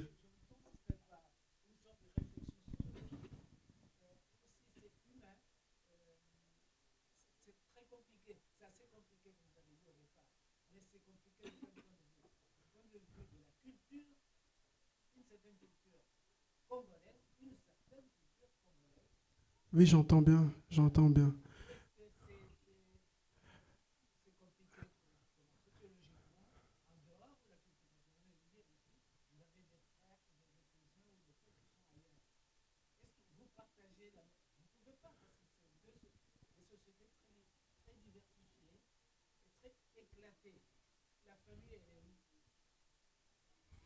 Alors, il y a plusieurs choses dans dans votre question. Mais je peux quand même dire deux ou trois choses peut-être. La première chose, c'est que je crois qu'il y a dans la tradition, je crois que dans la tradition, pas notre génération à nous, mais les générations d'avant, Si on parle, après moi, bien sûr, moi je connais plus la tradition du Kasaï, etc. Parce que mes parents viennent de là-bas. Après, mais je pense que c'est pas qu'au Kasaï, hein, je pense que c'est partout au Congo. Sauf le matriarcat où c'est encore différent avec les oncles, etc. Le rôle des oncles, enfin à l'ancienne. D'ailleurs, tu en parles dans le livre. Ouais, donc c'est un peu différent. Après, bon, ouais, peut-être c'est vrai que pour le matriarcat c'est un peu différent, mais c'est vrai que il y a quand même un peu dans l'idée, comment je le vois, dans l'idée à l'origine, c'est les oncles et les tantes, etc. Les cousins, on est tous déjà, normalement on est comme si on peut dire qu'on est des frères, quoi. Les cousins, on est des frères. Les oncles et les tantes, c'est aussi nos mamans, un peu dans la tradition, c'est un peu ça. Après, dans les faits, c'est pas toujours ça, mais dans l'idée traditionnelle, c'est que les sœurs de ma mère, ce sont mes mères, ses frères, ce sont mes papas aussi, normalement. Il y a cette idée-là. Et après, il y a beaucoup d'enfants qui ont grandi, qui grandissaient chez des oncles, etc. Ça, c'était des choses qui se sont toujours faites plutôt. Et après, moi, dans l'histoire, là, les deux papas, effectivement, donc ça vient aussi de cette tradition parce qu'un oncle élève le fils de son frère, bon, c'est quelque chose d'assez banal dans la culture congolaise, hein. Ça se fait beaucoup. La seule différence, c'est qu'une fois que ça vient ici en France et que c'est formalisé par des déclarations aux institutions, aux papiers et tout, ça prend une autre valeur. Et bien sûr, il y a le côté où on triche, mais je pense qu'au niveau des sentiments, normalement, ça se base quand même sur la tradition un petit peu. Et après, l'idée, c'était aussi les deux papas, c'était aussi, pour moi, il y avait la métaphore un peu de Boris qui est pris entre le Congo et la France. C'est-à-dire que, comme il a deux papas, il a aussi ces deux cultures, ces deux pays. Et ça pose forcément des questions comme la loyauté, etc. Il y a un conflit de loyauté, c'était ma dernière question. Bravo, c'était exactement ça. C'est qu'il y a, tu vois... Ah non, ah oui, mais... Madame, il faut qu'on se dépêche. Oui, c'est toi, c'est vrai. Exactement. Parce qu'après, il y a Mukanga qui arrive derrière. Hein.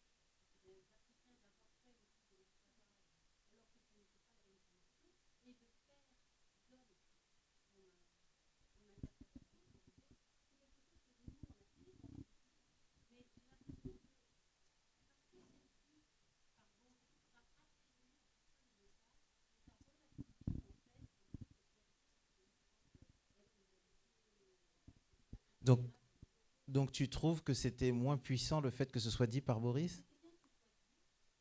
Eh ben moi, c'est marrant parce que j'ai trouvé exactement l'inverse. J'ai trouvé que c'était beaucoup plus puissant au moment où il en parle à l'école. Parce qu'en fait, il le dit à la classe en riposte. Et du coup... Mais j'ai l'impression que vous dites la même chose d'un côté. J'ai l'impression que vous dites la même chose. Ah, vas-y.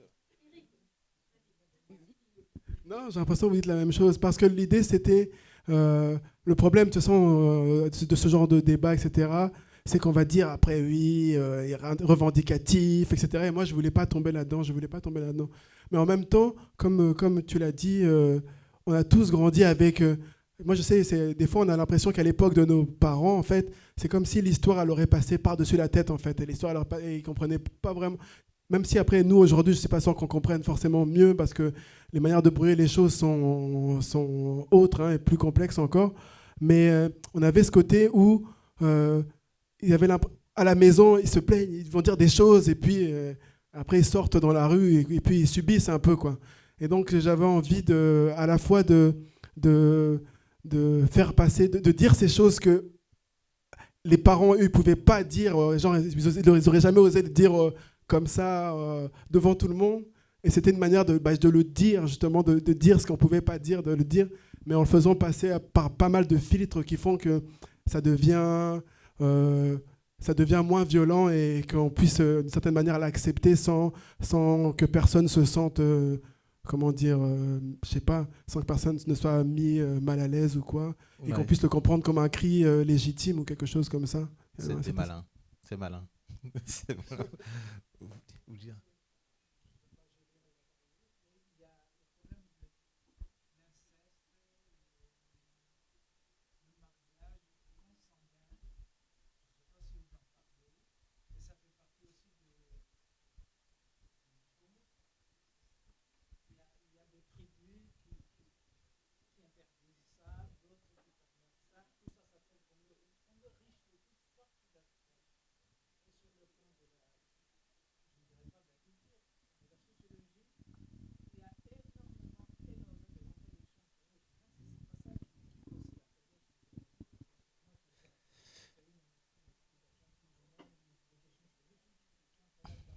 Professeur.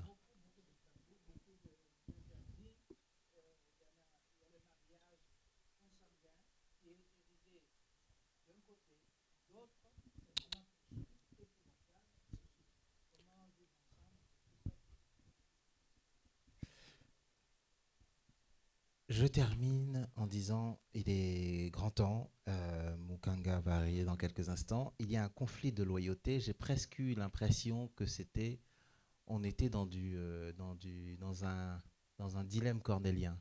Il y avait la famille, l'amour, il y avait du Don Rodrigue sous les traits de Boris quelque part. Est-ce que tu y as pensé? Oui, bah oui, c'était ça, c'était vraiment l'idée de... le conflit de loyauté, il va, et comme c'est la loyauté aussi à l'héritage congolais, à son héritage français, etc. Qu'est-ce qu'il prend de la France? Qu'est-ce qu'il conteste?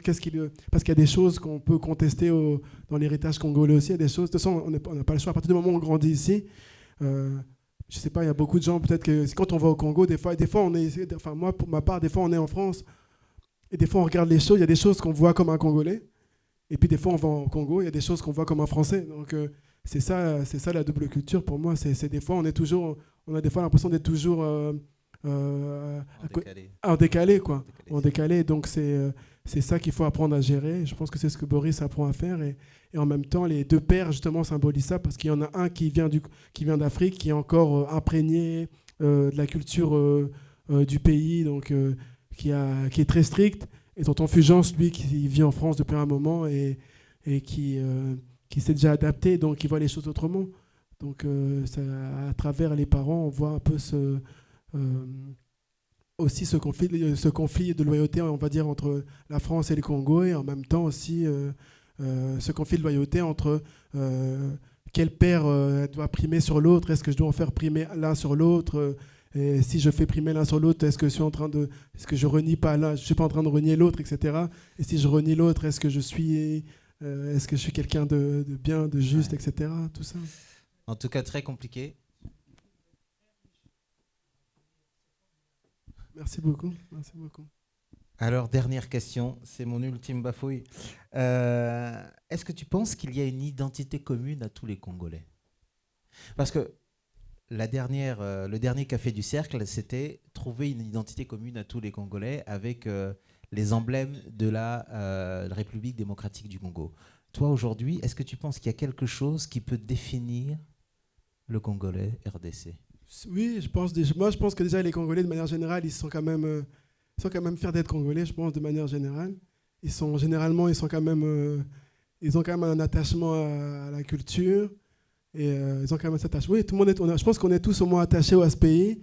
Et en même temps, je pense qu'on aime bien aussi, on est attachés, enfin, on a le point commun d'aimer aussi critiquer le Congo, aussi, qu'on aime tous critiquer le Congo. On a tous des choses à dire contre le Congo, tout ça, des trucs à se plaindre.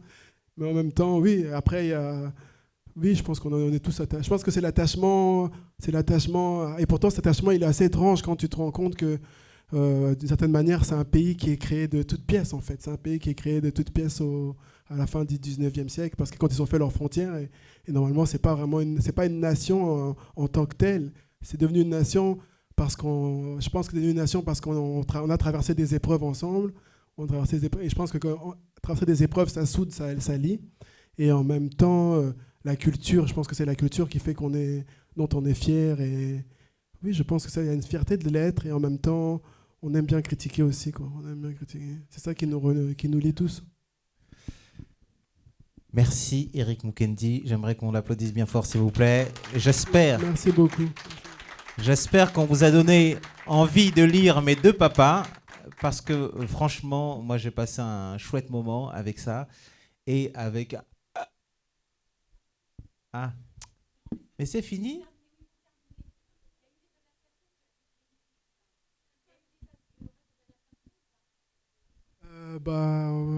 Je sais que moi.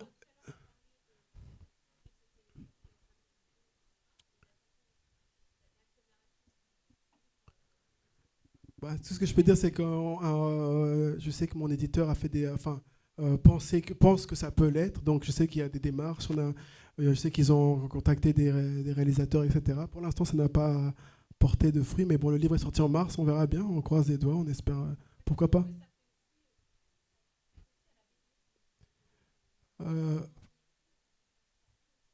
Moi, je pense que je pense que cette histoire elle est adaptable en BD. Je pense que même ça pourrait faire une pièce de théâtre aussi. J'ai l'impression. On verra bien. Pour l'instant, on verra. C'est ça. Eh ben, on verra comment ça. Oui, oui. Ça va. Ok. Est-ce qu'un autre livre est en préparation Donc non, je suis en train. J'attends la réponse du comité de lecture de mon éditeur pour un recueil de récits, de nouvelles, probablement pour l'année prochaine. Et puis moi, je suis en train d'écrire le 3e livre, qui sera un roman. Et donc, alors, le premier livre, du coup, là, c'était un roman, tu as déjà fait des nouvelles, c'est ça? Oui. Et là, c'est un recueil que tu es en train de faire. Non, c'est un recueil de nouvelles qui devrait sortir l'année prochaine. Okay. Et là, je suis en train d'écrire un roman en ce moment. Et qui s'appelle? Comment? Qui s'appelle? Le recueil de nouvelles? Le roman que tu es en train d'écrire. Le titre provisoire, c'est Rester sur Terre. Ok, très bien. Restons sur Terre, en tout cas, je vous remercie. Merci Eric Mukendi, merci infiniment. Merci à vous, merci beaucoup. Merci, c'était chouette, c'était un joli moment. Alors, je te prends le micro. Bien sûr, restez là, parce qu'il est encore là, on va manger ensemble, il va dédicacer Mes deux papas. C'est pas cher, il coûte 90 € le livre, donc vous pouvez y aller sans aucun problème. Évidemment, c'est une blague. Mesdames, Mesdemoiselles, Messieurs, je vous demande d'applaudir, s'il vous plaît, Mukanga. Maintenant... Mukanga. Un, deux, ouais, c'est bon. Mukanga le Mundélé de Paris. Alors, on va pour ceux qui ne savent pas du tout qui il est, on va commencer à parler tous les deux. Ok, tu vas me dire qui tu es, ce que tu fais, etc., etc. Et ensuite, dans un second temps, on va peut-être expliquer pourquoi le Mundélé de Paris, etc. D'accord ? En tout cas, merci d'avoir répondu présent à notre appel au Café Culturel. En tout cas, je suis ravi de t'avoir avec nous. Tout ce que je peux dire, c'est que tu es ce qu'on appelle un TikToker. Tu es un TikToker qui a fait un carton. Mais avant ça, tu es un jeune garçon de quel âge ? 22 ans. De 22 ans. Oui. Tu as envie d'applaudir. Applaudis, Marie. Mais oui, tu peux applaudir. 22 ans. Je suis d'accord avec toi. 22 ans, ça s'applaudit. Bon, alors, 22 ans. Donc, tu as 22 ans et tu fais donc des études de droit.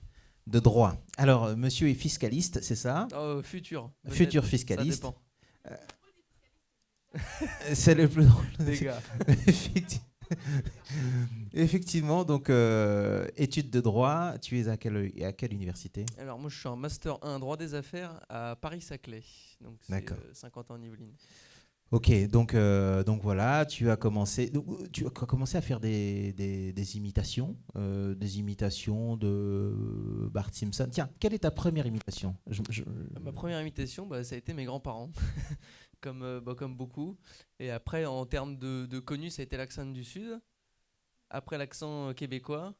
Et après, des personnages politiques dont tout le monde connaît les noms. Sarkozy, Hollande, Marine Le Pen, les Simpsons. J'ai fait quelques youtubeurs aussi. Lequel tu tiens le mieux, selon toi, dans les hommes politiques ? Dans les hommes politiques, Sarkozy, parce qu'on dit que j'en ai la tête. D'accord. Ok, alors mesdames, messieurs, nous avons le président, monsieur Sarkozy. Bonsoir, monsieur le président. Bonsoir, monsieur Enzo. Pour commencer, écoutez, je suis très content d'être ici ce soir. Je vois qu'il y a plein de beaux visages et je sens qu'on va se fendre la gueule. Est-ce que vous pouvez nous parler de la politique africaine est-ce que la politique française au Congo, ça vous parle ou pas du tout? Écoutez, On est en total impro. Hein, ça, c'est les dossiers du cabinet noir, faut pas trop en parler. D'accord, bien joué, ok. Alors, en dehors de ça, donc on est sur Sarkozy, on est pas mal. J'ai vu que Marine Le Pen, c'était pas mal aussi. Vas-y, n'aie pas peur. On va pas Écoutez, monsieur Enzo, voilà, ce sont 3 millions de Congolais qui sont dans cette salle, qui nous envahissent. Ils sont là, ils sont dans les campagnes, dans les villes. Ils vont jusqu'à Châtelet. Et c'est un problème, monsieur Enzo. C'est pas dans l'ordre des choses. Bon, applaudissements, on est pas mal sur le Marine Le Pen. Donc là, c'est parti, hein, c'est en train de partir sur les réseaux. Là, hein, Non, vraiment, Marine, hashtag Marine. Alors, est-ce que tu peux me dire, s'il te plaît, toi, idéalement, on te donne... Non, j'avais des questions. Ah, il faut que j'arrête, parce que j'avais prévu des questions. Je vais quand même me fier à mes questions et arrêter de faire de l'impro comme ça totalement. Beauté, papa. Il y a même tes... Pourquoi est-ce qu'aujourd'hui tu es là pour une raison précise, pour le Congo? Pourquoi est-ce que tu es attiré par le Congo? Pourquoi le Congo? Qu'est-ce qui se passe? Bon, la RDC, hein, parce que tout simplement... C'est bien de repréciser la RDC, je te remercie. Oui, RDC, Kinshasa, représente, 243. Non, pour commencer, déjà ça a commencé avec des rappeurs français, donc les NASA, les Niska et tout. Et dans les sons, on connaît tous, il y a des mots en lingala. J'ai dit non, lingala, kitoko, hein. J'ai dit c'est beau, donc je suis allé regarder un peu sur... Non mais vas-y, parce que je sais que tu n'y arrives pas. Vas-y, lâche-toi, parle comme tu as envie de parler, parce que je sais que tu es entre les deux. Non, c'est bon déjà. D'accord, ok. Et ensuite, j'ai regardé un film, donc j'ai commencé à aimer, voilà. Et j'ai vu Bienvenue à Marly-Gaumont, avec Kamini, voilà, donc une famille de Zaïrois qui arrive en France, dans un petit village paumé. Et il dit, mais tu aurais pu être le médecin personnel du président Mobutu. Il dit Mobutu. Là, je suis allé regarder sur Internet, j'ai tapé Mobutu, je fais que charisme. Un homme avec une toque en léopard. Un nom à rallonge, 36 caractères comme un mot de passe Wi-Fi. Et j'ai comme un mot de passe Wi-Fi. Tiens, c'est une bonne idée. Alors, je lui ai demandé tout à l'heure, est-ce que tu connais le nom? Parce qu'il m'a dit Mobutu. Et je lui ai dit, mais est-ce que tu connais le nom complet de Mobutu? Et il m'a dit... Fais le président maréchal et Mobutu c'est Kukumendu Wazabanga. Eh ben voilà. Ouais, c'est bon. Eh ben voilà.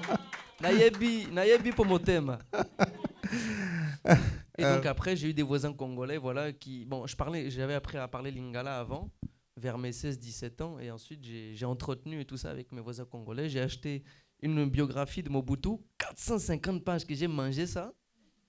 Et après, on a lu un autre bouquin, 800 pages, Congo, une histoire, que je vous invite à lire, qui est très très bien. Qu'est-ce que tu peux me dire, s'il te plaît? Professionnellement, aujourd'hui, tu fais du droit, tu es à Paris-Saclay, tu viens de nous le dire. Professionnellement, tu te destines à une carrière de fiscaliste. Tes parents, ils disent quoi? C'est ce que mes parents pas ont voulu, mais quand j'ai dit à mon père, je voulais devenir humoriste, imitateur, il m'a fait « Ouais, y a pas de souci, mais tu risques de manger des pâtes toute ta vie. » J'ai dit « Bon, on va manger la viande, on va aller avocat. » Donc, et si là, aujourd'hui, même question qu'à Noëlla, baguette magique, t'es où? Tu es dans 5 ans, tu es où? Ton souhait, là, comme ça. Mon souhait? Sur les planches, hein. Moi, j'aimerais bien devenir stand-upper, imitateur, voilà. Raconter ma vie, et voilà, moi, faire rire les gens. C'est ce qui me fait ce qui me procure le plus de bonheur et de plaisir, c'est de voir des gens sourire, rigoler et passer un bon moment, surtout par les temps qui courent. Ok. Maintenant, on va refaire l'entrée, s'il te plaît. Et là, je vais appeler Mukanga pour de vrai. Tu vois que je viens de là-bas, non? Vas-y. Des gars. D'ici, là, c'est bon. Tu fais comme tu veux. Dès que tu es prêt, tu me dis. Je suis toujours prêt. Mesdames, Mesdemoiselles, Messieurs, je vous demande d'applaudir, s'il vous plaît, le Mundele de Paris, Mukanga. Ouais, c'est bon. Toujours. Comment allez-vous, monsieur Enzo? Tala, Jean-Marie Weston, toujours double boucle, récupéré sur les cheveux des boucles d'or. Tu as vu ça, non? Ça, tu es bien sapé. Tu J'ai as dit le style ici. trois pièces. Toujours 3 pièces avec un gilet par balle, résistance aux balles des jaloux. Vous connaissez même. Donc Alors. c'est de la sapologie, là, on est dans la sapologie. Bon, sapologie classique. Hein, regarde, on a fait sortir seulement une petite cravate, un zeste de citron. Si tu viens goûter, tu vas te piquer les lèvres même. Tu as vu, non? La chemise, rayure passage piéton. Quand je traverse, tu me laisses passer. Ok. Toujours, avec de Jean-Marie Weston. L'animal n'a pas souffert. Je l'ai anesthésié avec mon charisme. 3 ans de prison pour ça. Tu te rends compte, non? C'est tout. Je sais pas quoi J'ai répondre. coupé les jambes, Mais vraiment. tu m'as coupé. Carrément, il a la montre à gousser. Hein? Ce n'est pas une chaîne pour les chiens, ça c'est pour les messieurs. Voilà déjà. Ok, d'accord.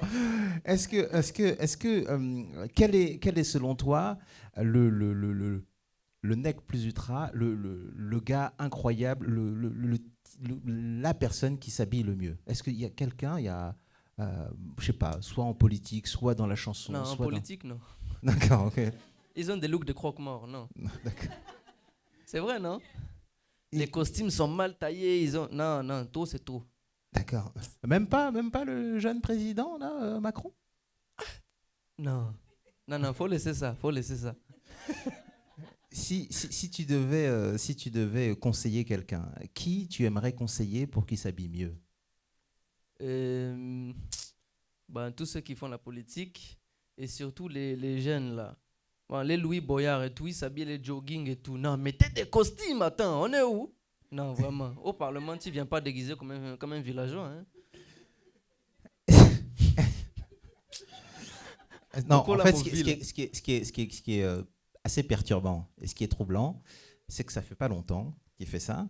Et en fait, il a les mots, il a tous les codes. Et c'est ça qui est assez bluffant. Je ne sais pas si vous êtes d'accord avec moi, c'est que le phrasé, la tournure, l'esprit qui va chercher un truc, tu sais pas d'où ça sort et ça tombe comme ça, c'est assez perturbant. Est-ce que tu n'as pas peur quand même, Mukanga? Tu n'as pas peur qu'on rentre dans la caricature et que ce soit gênant à un moment donné, qu'on se dise mais il se fout de notre gueule ou alors il est... Tu vois, il y a une limite là qui est... Eh ben, c'est très drôle parce que généralement ceux qui me font des reproches sur les réseaux sociaux sont tous blancs, premièrement. Et petit 2, quand ils me disent appropriation culturelle, racisme et tout, je leur réponds en lingala. Ils ne comprennent pas. Je les laisse sans voix. Je coupe l'herbe sous les pieds. Voilà, j'ai fait du dégât, j'ai dit déjà. Et après, ils font, ça veut dire quoi en lingala? Et là, il y a des Congolais qui répondent, ça veut dire ferme ta grande bouche. Quand je dis kangam banganayo, ça veut dire tais-toi, ferme-la. Et Aïe. Et si c'était de la moquerie, je ne parlerais pas lingala, j'aurais pas appris lingala. Ah, il est fort le petit. Parce hein. que j'ai appris à parler lingala seul. Hein. Ngai Ouais. moko, na internet, YouTube.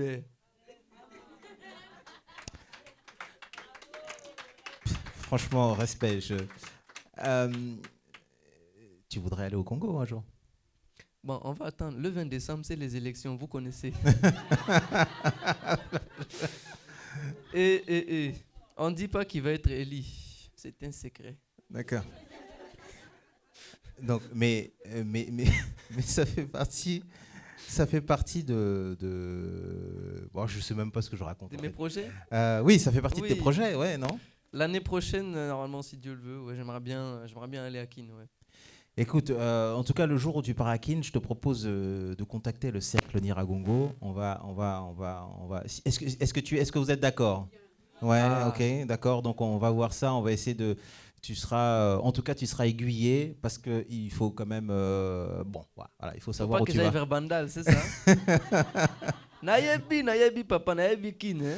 Bon, bah, en tout cas, c'était Mukanga. Je sais que tu avais un timing Non, mais pressé. après, on peut encore faire 5 minutes si tu as encore des questions ou si les gens ont des questions. Alors, est-ce que vous avez des questions, s'il vous plaît? Parce que je t'ai dit qu'à 21h10, tu pouvais y aller. Naïebi, Il est 21h12 déjà. Lydie. Bonsoir.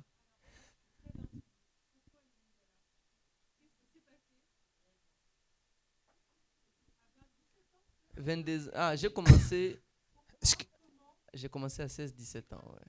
Excuse-moi, Eric, tu as entendu le vraiment? Tu as entendu le vraiment. Et le vraiment, il en parle, Eric. Franchement, regardez dans le vraiment, il a plusieurs significations et il n'y a que les Congolais qui peuvent comprendre ce vraiment-là. Vas-y. Pourquoi le Lingala? Parce que j'ai été très intrigué de. Bon, déjà au début, on ne comprend pas forcément en tant que blanc français. Et j'ai trouvé ça très mélodieux, très joli. Et en fait, sur YouTube, ils ont le don de mettre des suggestions sur les côtés. Donc, à côté des Nazan, Niska Keblak, il y avait Fali. Ah, Nzambe. J'ai cliqué. J'ai entendu. J'ai fait, oh non, ça c'est trop. Faut que j'apprenne à parler cette langue. Et du coup, aujourd'hui, c'est grâce à la musique congolaise que vraiment, j'apprécie fortement le Lingala. Quand vous avez des tout-puissants au jazz, les Franco Luambo, Makiadi qui chantent les Ozala Kanayo très impoli. Ah, tu les as mis dans la poche, là, c'est terminé. Là, c'est foutu. Là, tu les as mis. Là, c'est terminé. Là, j'étais sûr. Ruth.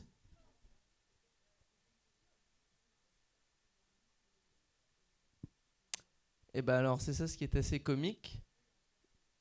Jamais. Non, je suis même pas en relation avec des Congolais précisément. J'ai commencé à parler lingala un peu à 16 ans. Et quand j'ai appris que mes locataires, les locataires dans mon immeuble étaient Congolais, mon père il m'a dit ouais, mais tu sais que Jean-Baptiste il revient de Kinshasa et tout. J'ai fait ah bon, bah attends. Et papa Jean-Baptiste, il était. Ma mère m'envoie un soir, je raconte l'histoire quand même. Un soir, elle me dit va chercher des œufs et tout. Je fais bah j'ai pas envie. Si, tu vas y aller. Donc moi j'y suis allé. Et là, j'ai croisé papa Jean-Baptiste au Franprix. J'ai fait oh, comment tu vas Jean-Baptiste et tout, ça va? Vous avez fait alors t'étais au pays, t'étais à Kin? Oui, j'étais à Kin. Donc on parle. Il me dit bon allez, maintenant faut que j'y aille. Je lui fais attends. Voilà, faut que je te dise quelque chose. Je sais parler lingala. Alors il me regarde, il fait toi hein? Toi tu parles lingala. Il avait ses 2 sacs de courses comme ça. Il fait nayebi koloba lingala papa. Voilà, il lâche les 2 sacs. Les 2 sacs lâchés. Le vigile à côté. Nzambe. Nzandoki. C'est un sorcier ou quoi? Et donc c'est là après où j'ai commencé à bien sympathiser avec lui. Donc c'est vraiment le seul cercle congolais que j'ai, c'était mon voisin congolais. Mais j'ai pas d'amis pour entretenir ça. Moi, c'est l'entretien, c'est dans la tête. Il y a Katina Moutou. Bah, je pense que tu as un nouveau cercle d'amis là, je pense. Voilà, le cercle Niragongo. Bon, écoute, je suis très tendu en termes de timing. J'aime bien faire ce que j'ai dit. Donc, si tu veux continuer, on continue. Mais si tu veux qu'on arrête, on arrête. Mais sinon, s'il y a d'autres questions, peut-être, je sais pas. Il y a d'autres questions?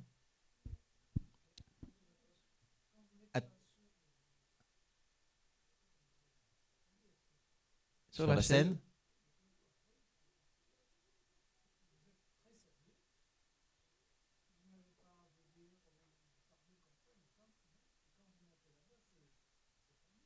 Ah, mais un micro, ça fait changer un homme. Hein. Marie, pardon. Sénégal, c'est ça? Oui. Nangaref Samaharit, Mangifi.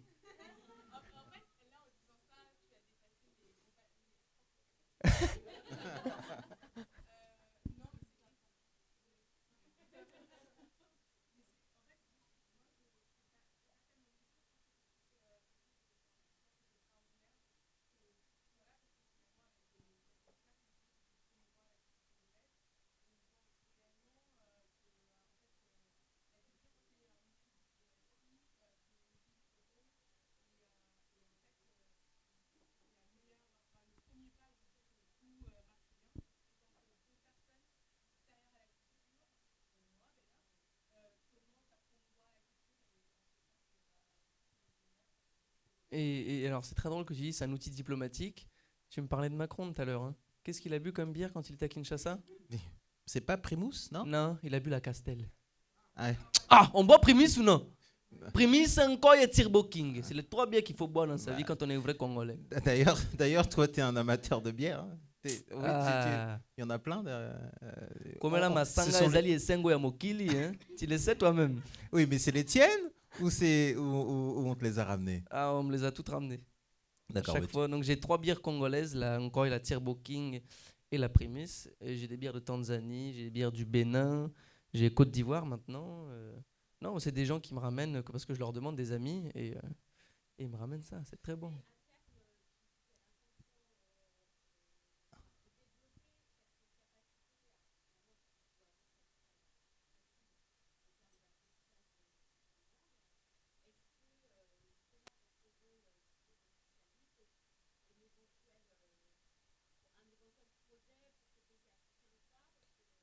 Bah, moi j'aimerais bien, alors je sais pas trop comment le mettre en œuvre sans que ce soit les mêmes qui se mettent l'argent dans la poche. Non, mais t'inquiète, elle a un plan pour toi, visiblement. Ah. Sa question là, c'est qu'elle a un plan pour toi. Ça c'est déjà, j'ai vu déjà.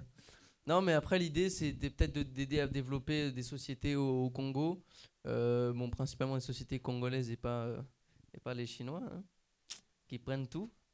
Mais ah voilà, c'est bon déjà. Parce qu'avec les fatchis bidons c'est compliqué. Hein. Oui, béton. Est-ce que. Ok. Bon,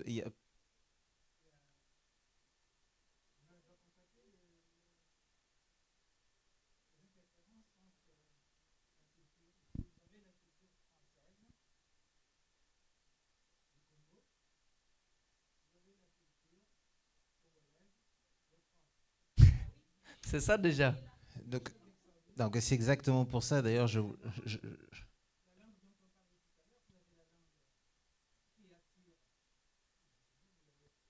Mukanga. Mukanga, Mundele de Paris. Ah, c'est typique congolais, oui. Eric Mukendi.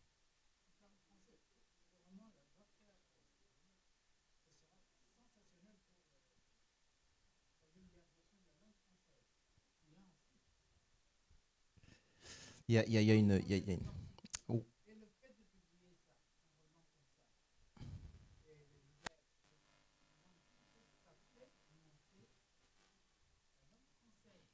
Qui est en déclin en ce moment un peu partout, hein, dans les.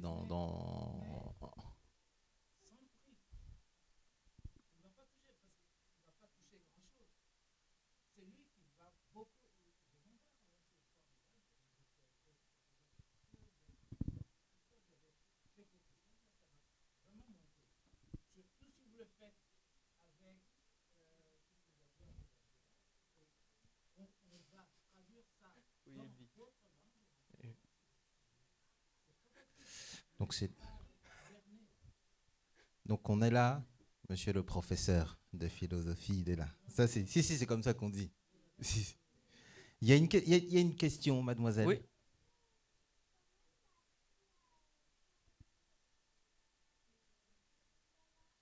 Lingala sur YouTube. C'est à la portée de tout le monde. Hein. Et c'est aussi une preuve aussi parce que bon, j'ai côtoyé un peu la diaspora congolaise à côté de chez moi et il y a beaucoup de jeunes Congolais qui ne parlent pas Lingala. Mais il n'y a pas que des jeunes Parce Congolais. que, alors, oui, bien sûr. Bon, il y a une responsabilité des parents.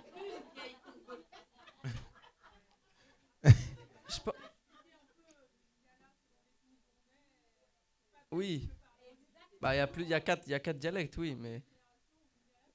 En fait, au départ, ce qu'il faut savoir, c'est qu'au départ, ce que dit Lydie, c'est que. Oui, voilà, mais c'est pour ça que je dis. Oui.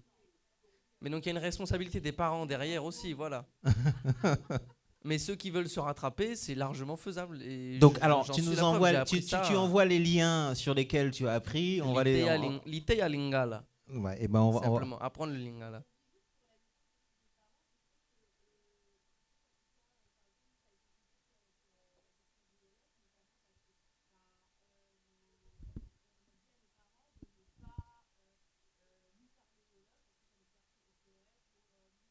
Hmm.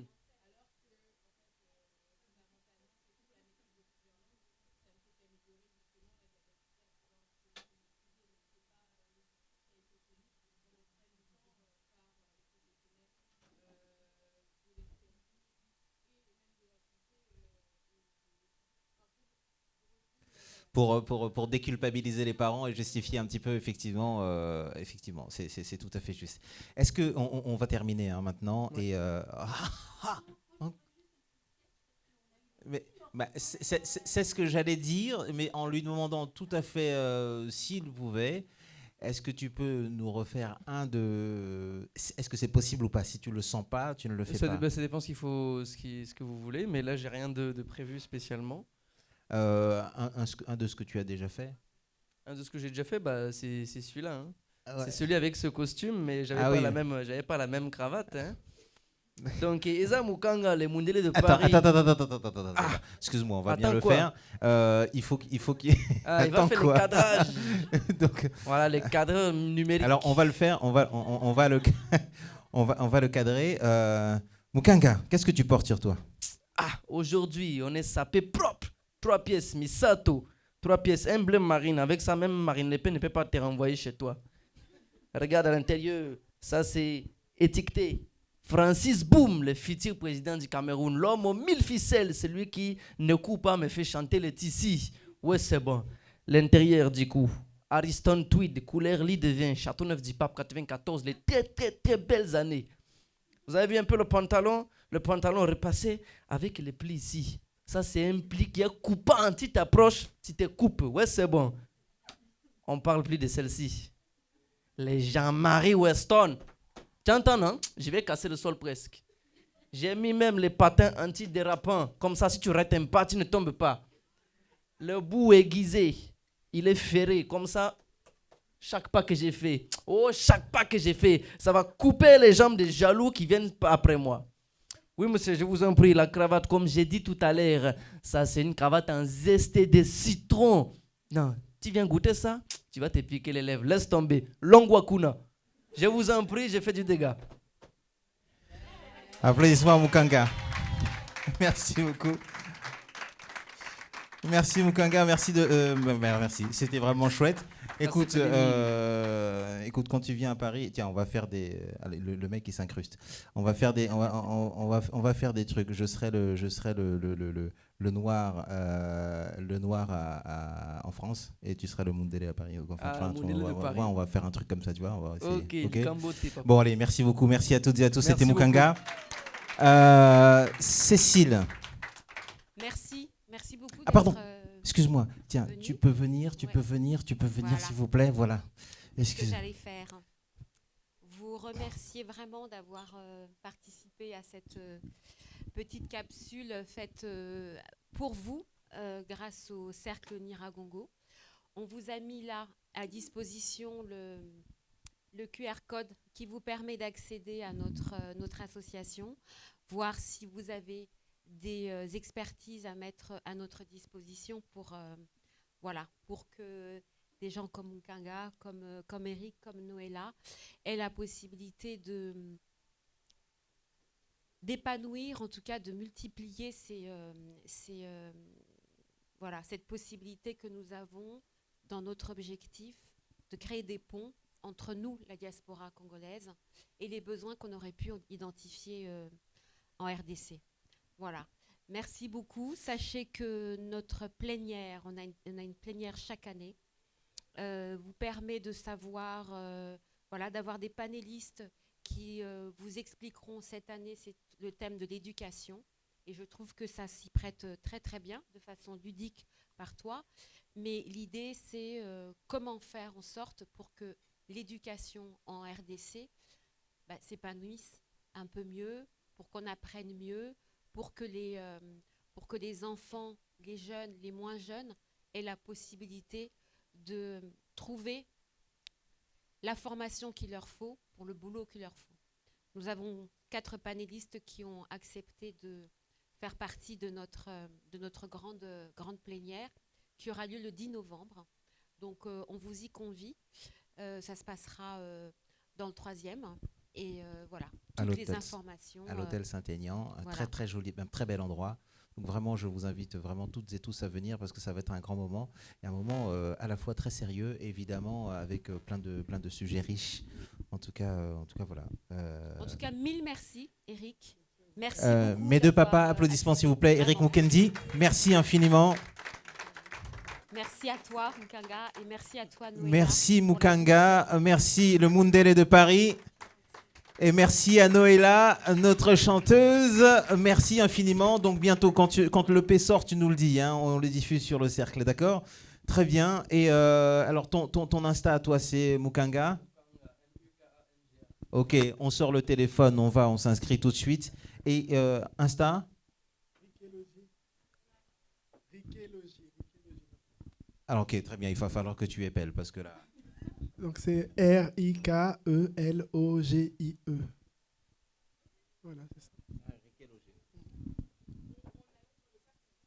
D'accord.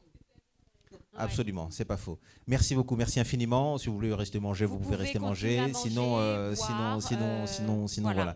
Merci, à bientôt. Et Ciao, ciao. commander, C'était le voilà. cercle et c'était le café culturel. Merci beaucoup, le café du cercle. Merci à vous.